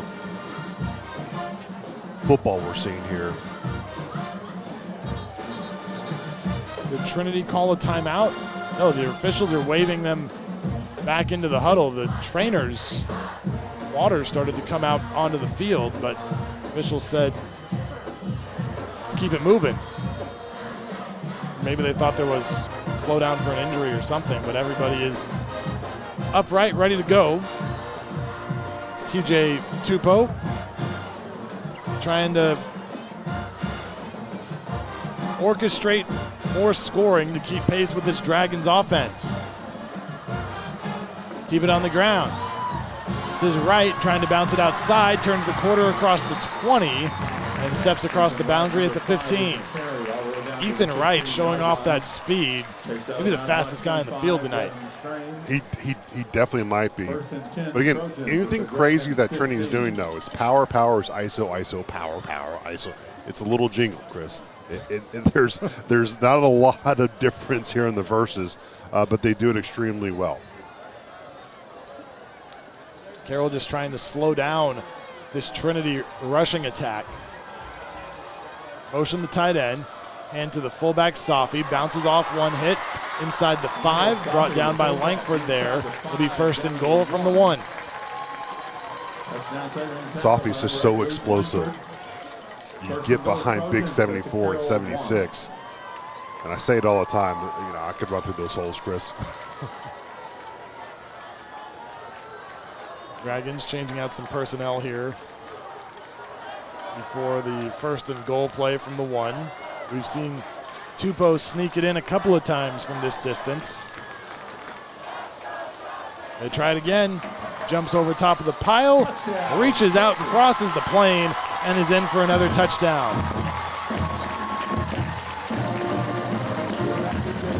Second touchdown by Tupou tonight, correct, Chris? And, or 3. Third touchdown. Just putting on a display here in the second half. And again, against Dragon defense that they've been on the field a lot, a little bit this second half, and it's wearing on them, and we're bending a little bit. But again, the Trinity offense, you got to get a lot of credit. They're executing at a high level. Point after try by Lawrence is good, and with 8:40 to go in the fourth quarter. Carroll 49, Trinity 41 on the Dragon Sports Network. The Dragon Den is your home for the best selection of Dragon fan gear in town. We offer many styles and sizes, and we're your Dragon hat headquarters. 100% of your purchase supports our student athletes in UIL sports grades 7 through 12. We're open weekly during all home football games and most Tuesdays and Fridays 11 to 2. We're everything Dragon. Interested in volunteering with us? We need adult and high school volunteers to work during hours we are open. That's the Dragon Den at Dragon Stadium. Go Dragons!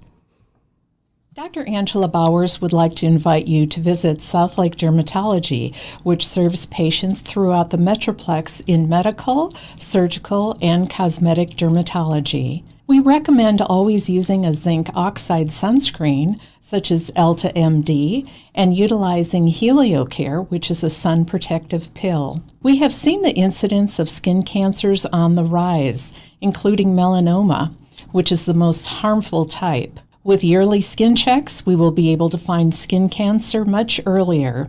Read about skin cancer and sunscreen options online at southlakedermatology.com.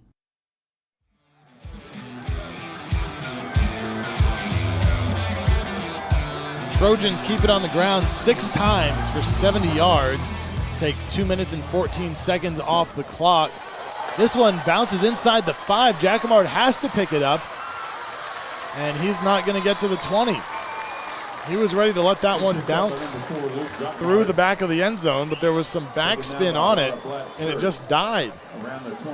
Again, I think that's the first time we see Trinity actually kick at the distance there on the kickoff, and it worked to their favor there. But again, still not bad field position start for the Dragons. 8 minutes, 35 seconds. All kickoffs powered by Macero Southlake. Check them out at the shops at Southlake, Macero, where love is always on the house. And I was saying 8 minutes and 35 seconds. That's how long we want this next drive to be, right? Well, the last 2 Dragon drives have not been long because they've scored on long plays, both less than 2 minutes. Brenda out of the gun will throw. Looking in the flat, now goes over the middle. Boyd, did he catch it? They're going to rule that he caught it. Trinity may have gotten a hand on it, and Boyd, the concentration to haul it in anyway. It brought Boyd such a gamer. I'm going to tell you what, great protection by the O-line. Angel's able to step up, deliver a strike across the middle to Boyd. And watch the concentration of Boyd. Just an incredible job by Brock, just keeping his eyes on the football. That did not touch the ground. Speed up the replay. We don't want to see anything we don't want to see, Chris. Brenda steps up, gonna run, gets to the 40. So if you're the Dragons, how do you balance trying to take some time here to make sure your defense gets a little bit of a breather with also not deviating too much from what you want to do? I think a little bit of the tempo that they're doing, I think you've got to mix in the run a little bit. They're getting the guys out of the box with the 3 wides, and right here you have to go into some type of inside zone here, really isolate those linebackers and work those combination blocks, Chris. Using some more play clock here. Wormley the back. They throw. Gunter stood up shy of the 50, now spins out of a tackle, and they'll give him forward progress just shy of midfield before he's pushed back. That will move the chains for Carroll, though. Again, an array of targets, and Blake Gunter, the sophomore, a guy you're going to hear a lot more as the season goes on and years to come, Dragon fans. An incredible talent, and I love what Rinda is doing. He's looking at the defense. He's figuring out what is the best option and delivers a strike. Seems like he has a little more time here as the game has worn on, too. 1st and 10. Keep it on the ground. Big hole for Wormley. Makes a defender miss across the 30 and brought down from behind finally by Moatow. They'll mark him at the 24. Picks up 26 more yards. Incredible job by the Dragon offensive line right off this left side. All this is just an inside zone. Gets behind the Wilson brothers, the blindside bros, and I tell you what, great job. And again, I don't need to say another thing about Wormley. Gets to the second level, he is so hard to stop. 254 total yards now for Riley Wormley. Excuse me, Chris? 254. Wow. He is not a quarterback. It's all rushing and receiving for the Dragon running back. This one falls short, intended for Jacquemart. Stop the clock here with 6:22 to go. Dragons leading by 8. That missed extra point could end up being a big factor in this one. Yeah, we talked about special teams at the very beginning, executing on all levels, right? And we've seen that. And again, you have the blue bloods here trading punches. Every little thing comes into factor.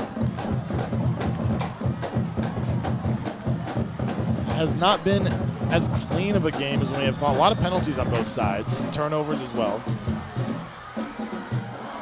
Fourth quarter living up to the hype as they give it to Wormley up the middle. It'll be 3rd down. Great job again. Just another inside zone play here. The green sees part just a little bit here between Kerry Clayton and Nathan Dumrocky. And again, you're opening up, and you can gash this 4-2 defense here a little bit. You can open them up and really get to that second level if you execute. And that Dragon offensive line is executing right now. 3rd and 5. Wormley on the ground, 151 yards. They give it to him again, slips a tackle, falls forward, and that will move the chains again.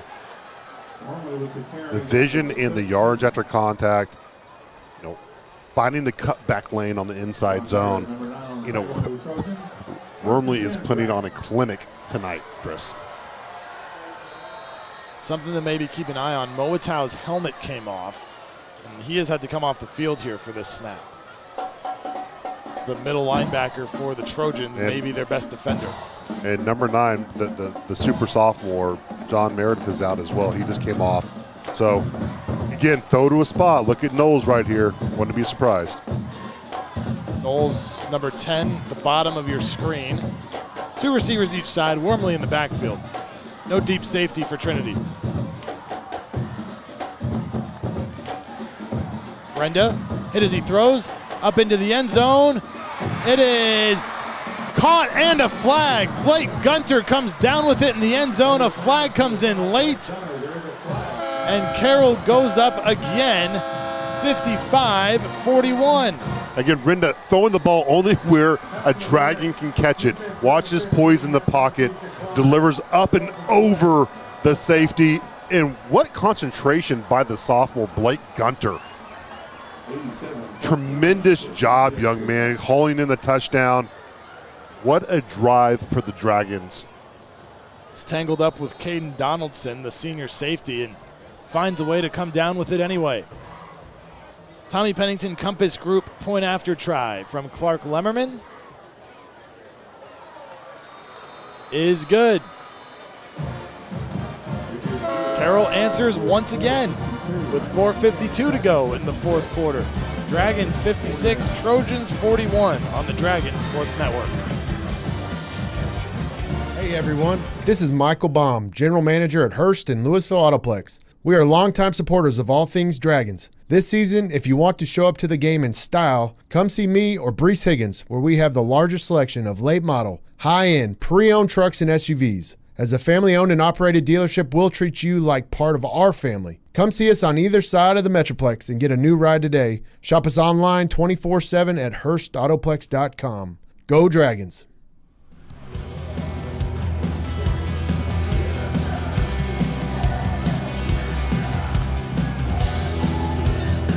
Dragons lead 56-41. Under 5 minutes to go in the fourth quarter. With Robert, I'm Chris. Thanks for hanging out with us on this Friday night. It has been a fun one between two traditional powers in the state of Texas. Southlake Carroll, 8 state titles. Euless Trinity has 3. This is the 10th all-time meeting between the teams. As Strange on the Macero kickoff will go through the back of the end zone. Tackle your hunger pregame, postgame this weekend or any day with queso Macero and brisket tacos that score big on taste. Find us at the shops at Southlake. Macero, where love is always on the house. And Robert, we talked about the Dragons' need to give its defense a little bit of a break. The offense responds with their longest drive time-wise of the game with 3 minutes and 43 seconds, covering 81 yards. Well, I think that's we only scored 1 touchdown, but I think that was a multiple score on many levels just for the Dragons in general, just getting the defense off, milking the time off, and getting the score. That was a recipe for success, and a great job on the Dragons executing that. So with under 5 minutes to go, Tupou throws to right along the sideline. He stepped out of bounds as he made the catch. But Trinity has shown that it can keep up with the Dragons offensively. It's can they come up with a stop at some point along the way? Yeah, I mean, this is a 12. We knew this was probably going to be a 12-round fight, right? The Dragons came out and really won the first 3 or 4 rounds here and got up on them on the scorecard. And I tell you what, you're seeing a phenomenal Dragon offense when it executes on a high level. And then the Trinity offense, they're formidable and they're doing a great job tonight. This is right again. Another first down for him. He's had a big night receiving, his best game of the season so far. Line's a little bit slow getting up after the play. Flags fly as the ball is snapped. It's going to be a false start against Trinity.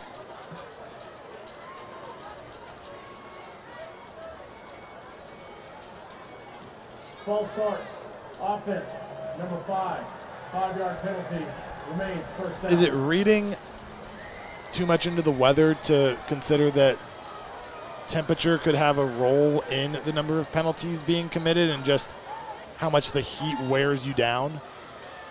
It could, and it also could be a height of emotion between these two programs and these two, teams going at it. There's heightened emotion. There's a lot on stake, and this is a big game, Chris. 1st and 15. Under pressure, rolling out, gets it away. It was there for McGee, but he wasn't able to haul it in.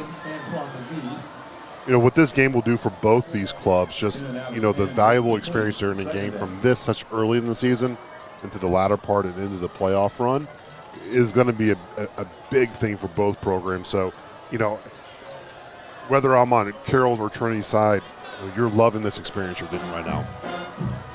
Programs at this level don't play a lot of regular season games where you're in tight spots in the fourth quarter. Right. Carroll's now kind of experiencing it a couple weeks in a row. Close one against Byron Nelson last week as they throw over the top, and this one's caught. McGee hauls it in, this time inside the 25-yard line. McGee couldn't grab the last one targeted to him, but this one he brings in for a big gain of 40 yards. Again, the development of Tupou's throwing, he was throwing on the run. These are difficult throws to make, number one, Chris, throwing on the run, but delivering strikes. He's finding the spots, underneath in between these coverages, and, great job. And that's what I'm excited about, just the development of Trinity in terms of, you're seeing a different side of their offense. Up to 224 passing yards for him. They set up the screen, but hit immediately is JT Harris. Mateo Fedor on the stop right at the line of scrimmage. What a hit by Mateo Fedor, just stiffing that out. You know, you had, again, we've seen this a few times when they get out there on that screen. They have the big guys out in front. Mateo Fedor just weaving throughout. Great job on getting that tackle. 2nd and 11. Tupou has time, steps up, has a man over the middle inside the 10. That time it was Jalen Donaldson with his 2nd catch of the night. Again, Jalen Donaldson on a great route, just a little slant route there right over the middle.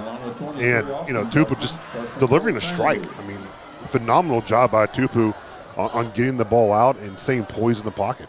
17-yard gain there. Clock continuing to run. Both teams have all 3 timeouts. I formation again. Harris into the end zone, touchdown. What a second half JT Harris is having. Unbelievable. Again, just ISO right there up the middle. They're so effective. And JT Harris, 6A football, big stage in the state of Texas. Phenomenal job tonight. So to make it a 1-possession game once more, Lawrence on for the point after. And he converts. With 2:53 to go, back to Carroll it goes. Dragons 56, Trojans 48 on the Dragons Sports Network.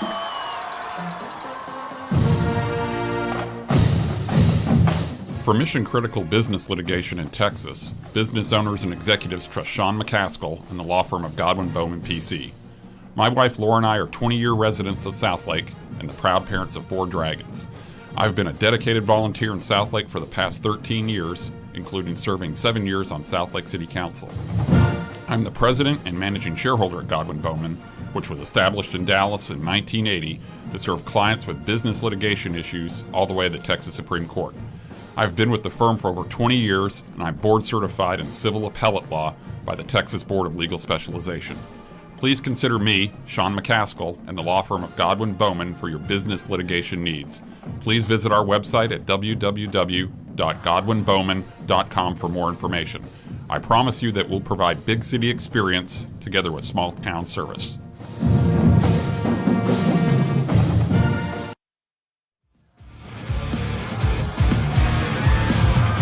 Back to an 8-point game, as we say for the 12th time this half. Carroll 56, Trinity 48. JT Harris, another touchdown for the Trojans. In the second half alone, 12 carries for 100 yards and 2 scores. Macero kickoff, onside kick try for Trinity. Knowles has it for the Dragons, and they will possess the ball just on their side of the 50. All kickoffs brought to you by Macero Southlake. And if you're Trinity, do you go for the onside there and give Carroll a short field with 3 minutes left? Yeah, I think you do. I think if you clock management becomes a play. So if you're going to force Carroll to go 80 yards, you haven't stopped them all night, except for maybe 1 possession. So, I mean, there's strategy behind that.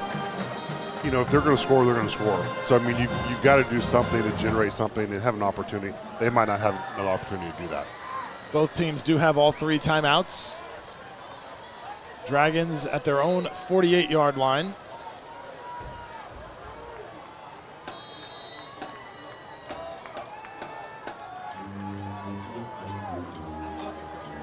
Trying to keep the clock moving and come away with a win. Give it to Wormley across midfield. Again, Wormley up over 250 all-purpose yards tonight. Done it through the air and on the ground. And Trinity will use its first timeout. We'll stay here. Aaron Lineweaver, the head coach for the Trojans.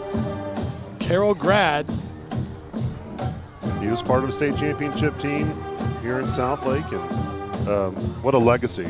His father was a long-time coordinator at Southlake when they made those state championship runs.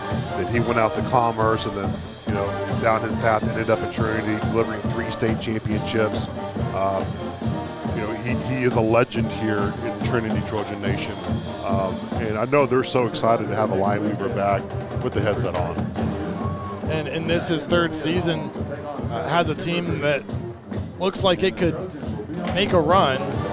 It's had a great start to the year after first 2 years, 4-7, and then 7-5. Made the playoffs both times, but has not made it past the 2nd round yet. And Chris, I was kind of nudging Coach Lineweaver in our conversation over the phone. Where do you think this team was going to end up this year? And again, Coach didn't really attack it, but I think you can see the quality of team they have, and they're going to be dangerous in the postseason. And coaches don't like to take the bait on those most of the time.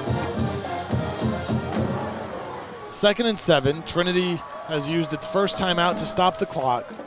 Wormley motions out. Renda to throw, gets it to Wormley in the flat. Is taken down by Keandre Dixon. And Trinity will use another timeout. So a big 3rd down coming up here for the Dragons. If they don't convert, Trinity will have a chance to get the ball back with time on the clock. And for Dragon fans that might have turned this off at halftime, I hope you turned it back on at the start, because it has been nothing short of a Wild West shootout here in the 2nd half. And I tell you what, it's been an incredible game so far, just seeing 2 powers go toe-to-toe. Yeah, it was a 35-14 game at halftime. So Trinity outscoring Carroll here in the 2nd half.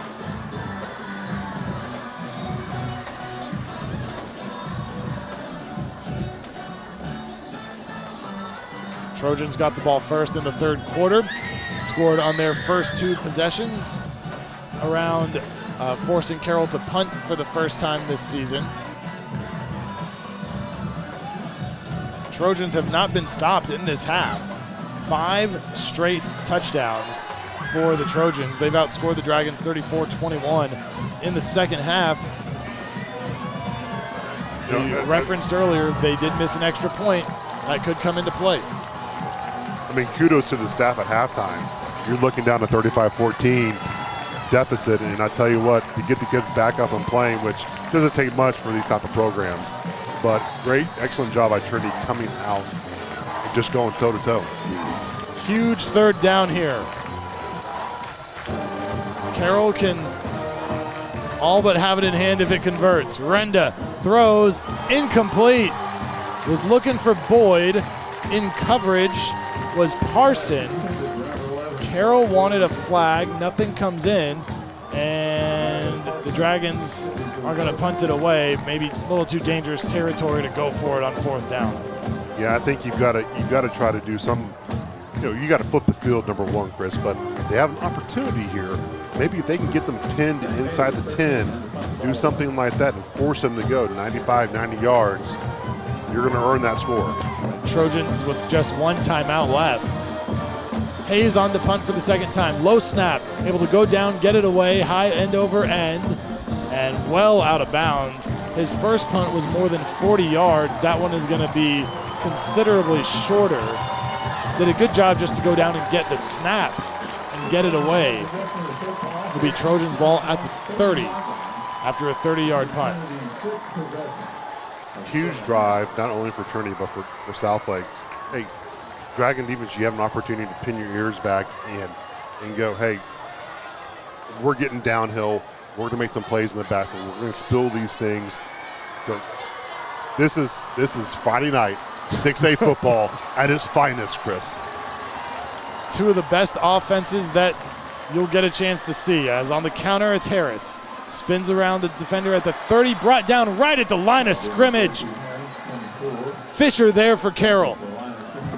What a great job by Fisher, taking on the side there, taking on the blocker, wrapping up and getting the Trojans down there. Got an injured Dragon here on the field, though. We'll take a moment for that. If told you how much yardage there was tonight.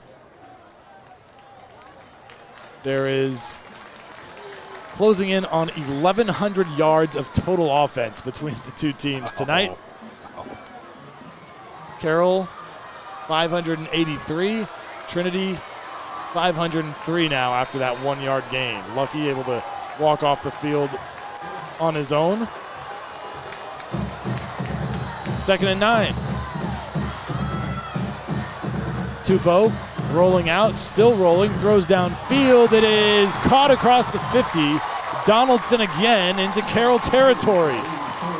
Again, the rollout that they've found a lot of success on tonight so far, just waiting for it to develop, to get behind the zone of the Dragon defense, and just the patience of Tupou just to allow it to develop. On 1st down, play blown dead. Flags come out. False start. False start. Offense. Not all 11 players got set prior to the snap. It'll still be 1st down. Clock operator. The clock will start on my signal. Trinity trying to go a little too fast there. Does allow Jake Lucky to get back into the game as well. That was also the 30th 1st down picked up by the Trojans tonight. It's a big part of Lucky getting back in the game. He's a plugger there on the shade at the center. He's kind of the center of that defensive line. 1st and 15. Caught across, as they go across midfield again, I should say. McGee out of bounds to stop the clock. Again, a little outright by McGee. Get into the sideline, get in it fast, get in the time to stop. Back to the original line of scrimmage. 2nd and 10.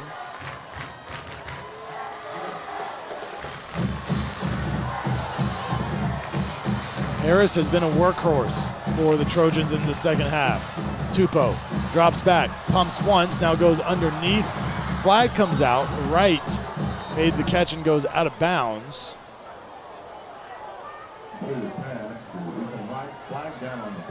Trinity coaches pleading their case with the officials.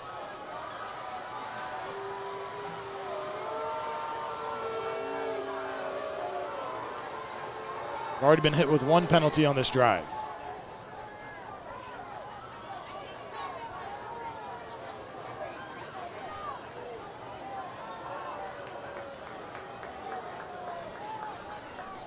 We await the call from the field. They're waiting for Riley Dodge's decision. The eligible player downfield, offense, number 85 was covered up on the line of scrimmage. That penalty's declined. Dodge opts to decline the penalty and put them into a 3rd and 10 situation. This is obviously 2 down territory at this point for Trinity.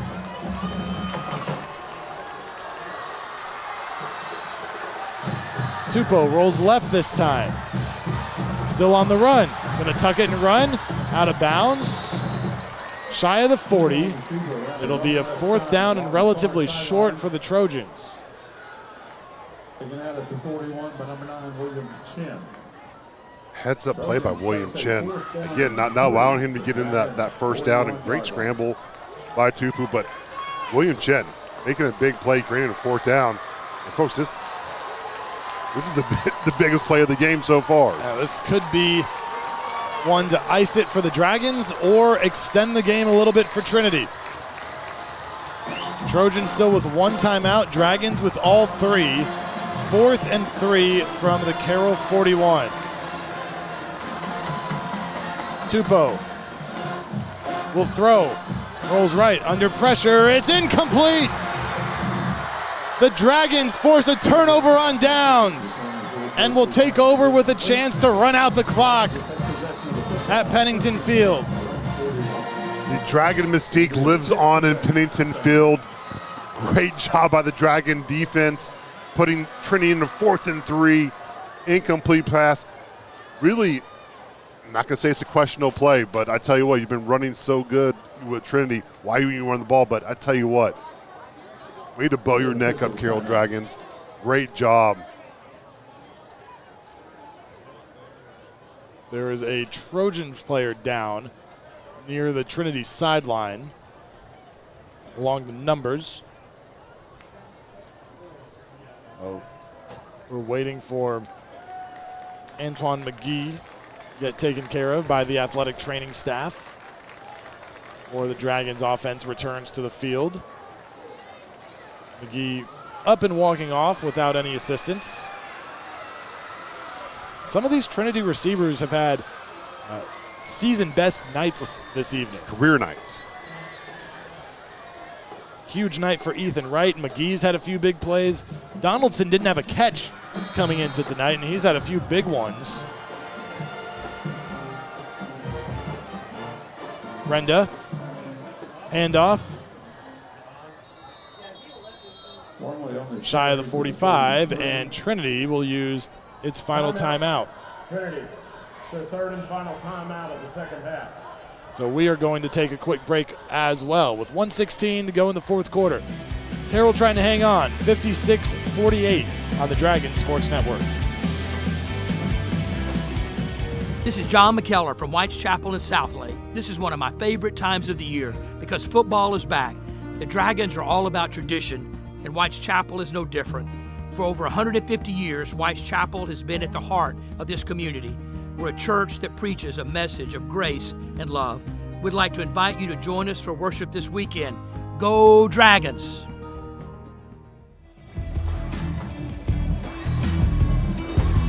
Dragons trying to run out the clock here in Bedford, leading 56-48 on Euless Trinity in what has been a second half that has just been blow for blow. Trojans scored touchdowns on 5 straight possessions before Carroll forced a turnover on downs 2 plays ago. And Aaron Lineweaver has just spent his final timeout of the half. And the Dragons line up in victory formation. They'll have to snap it a couple of times. Renda takes a knee. Renda takes a knee back inside the 40-yard line. And Carroll, after a dominant first half, going blow for blow in the second, looks to be on its way to a 4-0 start. This is the best formation Southlake has run all night tonight. This has been as entertaining of a game as Dragons have played the last couple of years. The regular season for sure. Ton of offense. Teams combining for nearly 1,100 yards. Zarenda takes a knee again. And that should do it. Less than 30 seconds on the game clock. And the Dragons, in an offensive shootout between two of the state's all-time great programs, are going to come away with a 56-48 win over Euless Trinity, improved to 4-0 on the season, and 2-0 in district play. A lot of respect between these two programs, a lot of ties between these two programs that sit just 12 miles apart here in northeast Tarrant County. You love getting a win in Pennington Field. It brings some feels back from yesteryears, but you see how dynamic these two teams are, Chris, and the potential they have just offensively. And you're going to get in these shootouts from time to time, but what was impressive about Trinity was that they could go toe-to-toe and they could score at will if they needed, just as the Dragons did. But the resolve of the Dragons in what they did in the first half, which is so important, sets them up for playing ahead versus coming in from behind, which would have been a difficult task versus the Trinity team. They just did an excellent job just executing offensively tonight. Special teams, again, those are big parts of the game. We saw them do a phenomenal job of it tonight. It's a Trinity team that can certainly score with anybody. 48 points against a Carroll defense tonight that was allowing just over 20 per game coming in, and we know that the Carroll offense can also hang in there and put up points. So treated to an offensive shootout here tonight at Pennington Field. Once again, final score, Carroll 56, Trinity 48. We'll come back Some final thoughts, stats, scores, all that stuff after this on the Dragon Sports Network. Are you considering buying or selling your home in Southlake? I'm Kim Bedwell with Briggs Freeman Sotheby's International Realty, and I would love to assist you. Recognized as one of the top professionals in Southlake by both industry peers and clients, I am a proud mother of 2 dragons and have been a resident of this amazing community for over 20 years. I know Southlake inside and out, and I am committed to ensuring your real estate journey is seamless and successful. You can find me at kimbedwell.com. Kim Bedwell Real Estate, delivering the highest level of experience and results in Southlake and beyond. Go Dragons! For mission-critical business litigation in Texas, business owners and executives trust Sean McCaskill and the law firm of Godwin Bowman PC.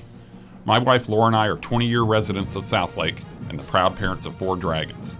I've been a dedicated volunteer in Southlake for the past 13 years, including serving 7 years on Southlake City Council. I'm the president and managing shareholder at Godwin Bowman, which was established in Dallas in 1980 to serve clients with business litigation issues all the way to the Texas Supreme Court. I've been with the firm for over 20 years, and I'm board certified in civil appellate law by the Texas Board of Legal Specialization. Please consider me, Sean McCaskill, and the law firm of Godwin Bowman for your business litigation needs.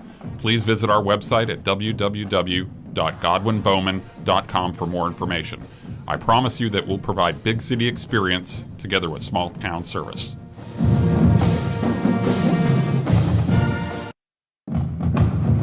Welcome to Macero Southlake, where American life meets Mexican spirit. Experience our renowned Mexican-inspired dishes, featuring Tex-Mex classics, inventive salads, a variety of seafood, and our award-winning cheeseburger. But save room for dessert, and we offer a wide selection of curated cocktails, over 20 wines by the glass, and refreshing, vibrant mocktails. At Macero, we're more than just food and drinks. We're an entire experience. It's sharing laughter, spending time with family and friends, and creating new memories. Whether you're looking for a pre- or post-game meal, weekend brunch, or any queso craving weekday, join us in the shops of Southlake. Come see why at Macero, everyone's treated like family, and love is always on the house. This is John McKellar from White's Chapel in Southlake. This is one of my favorite times of the year because football is back. The Dragons are all about tradition, and White's Chapel is no different.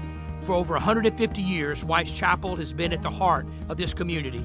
We're a church that preaches a message of grace and love. We'd like to invite you to join us for worship this weekend. Go Dragons!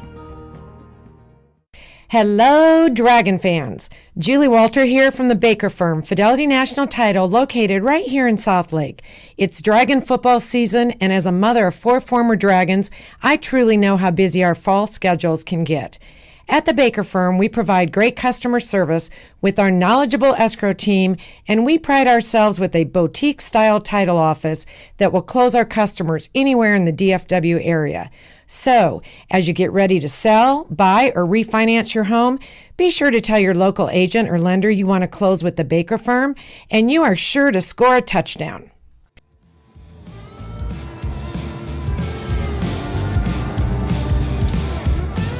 A final from Pennington Field in Bedford tonight.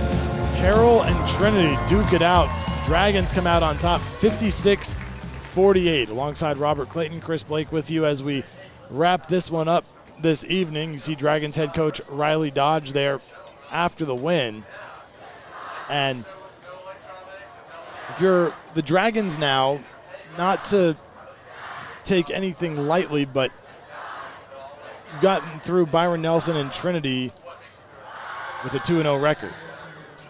Well, yes, and it's been very physical matchups, and it's going to take a little while, really just to heal, from just the physicality. But you've got to finish. You can't think, these are the 2 most competitive teams, because there's still teams writing their own story and developing and coming together. And this is a tough district. It's 6A football. I mean, at any given night, something can happen.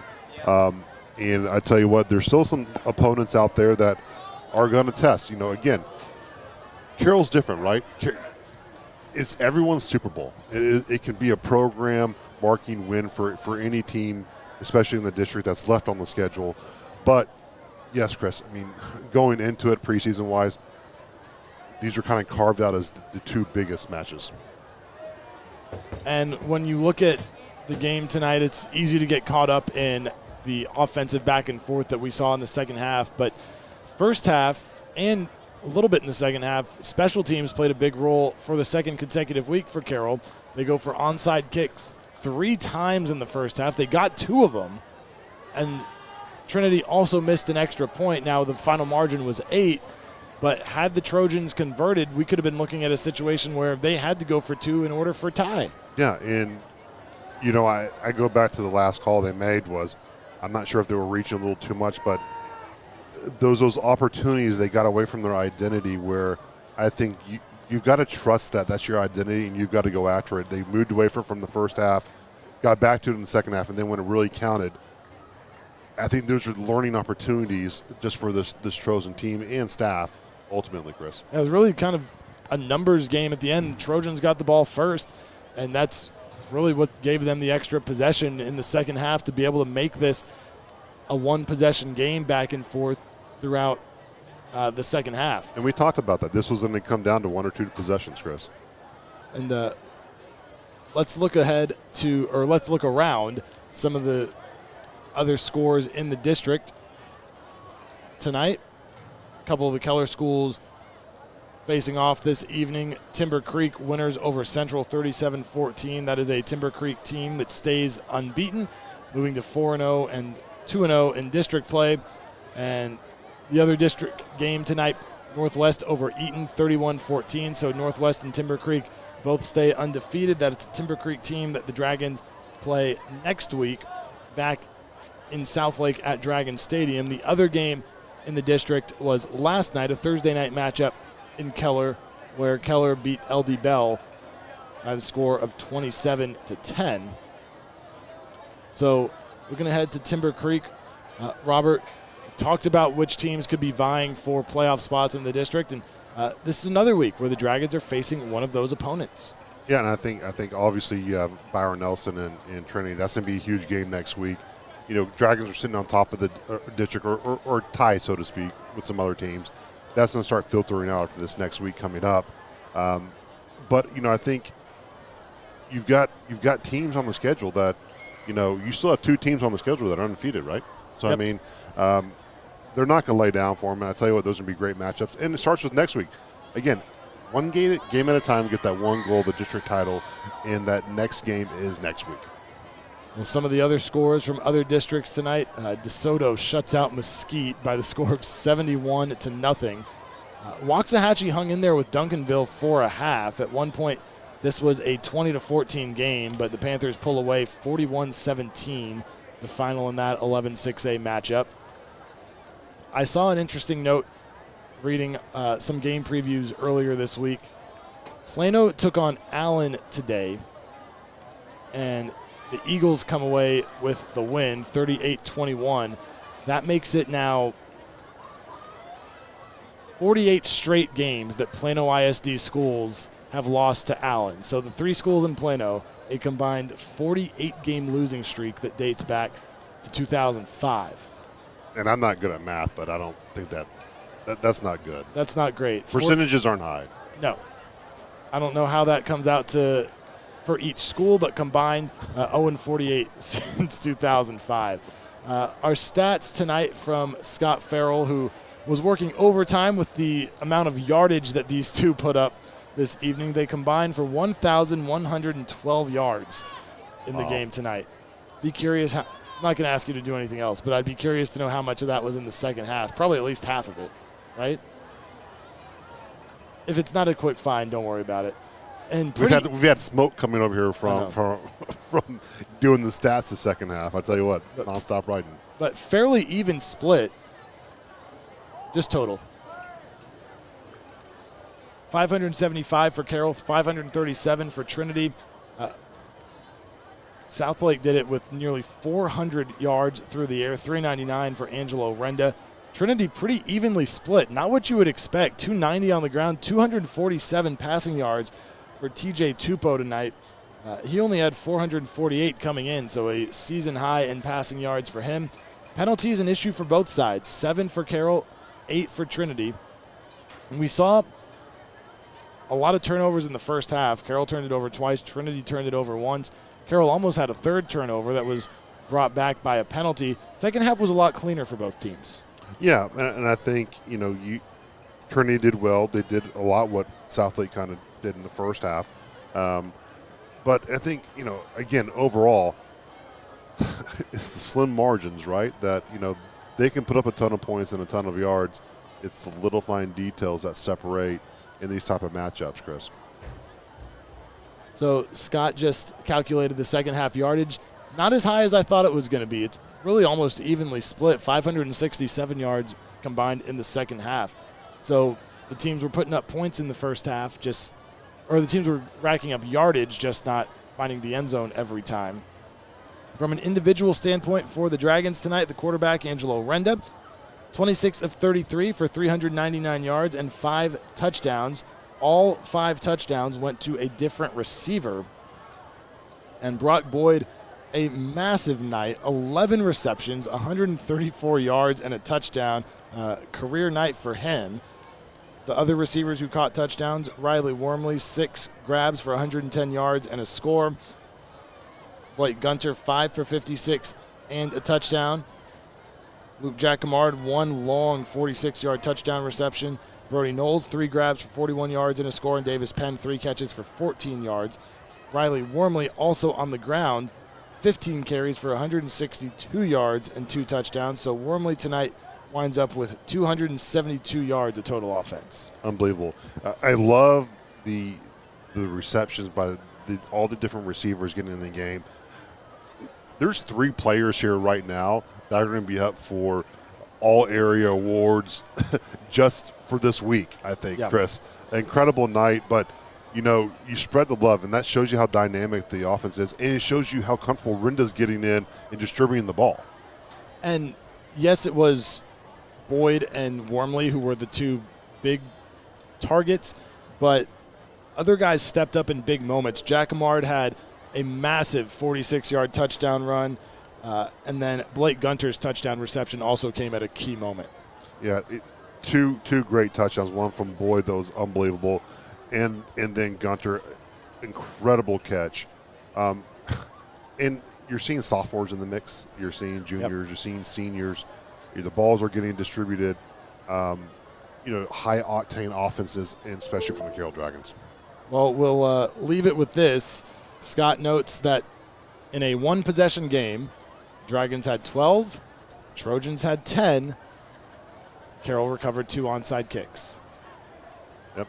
That's the turnover battle, Chris. That was the key to the game, was who wins the turnover battle. And it's safe to say the Dragons won it tonight. And that was ultimately the deciding factor.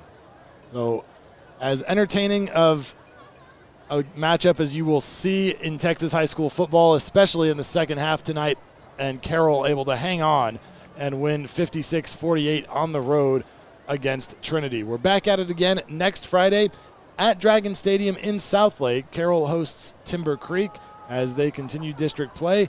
Another battle of undefeated teams. Both will come in at 4-0 overall and 2-0 in District 4-6A. So for our statistician Scott Farrell, producer Bill Webb, director Tim Polster, and for Robert Clayton, Chris Blake saying goodnight from Pennington Field, where once again the final score, Carroll 56, Trinity 48. Thanks for hanging out with us tonight on the Dragon Sports Network.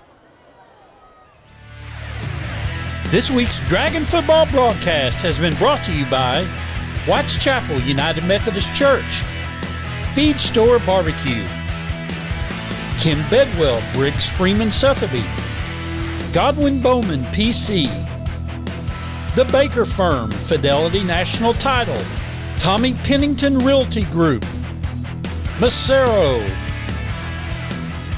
All-Star Orthopedics, Clayton and Clayton Real Estate, Hearst Autoplex, Southlake Dermatology, CLC Roofing, Patriot Mobile,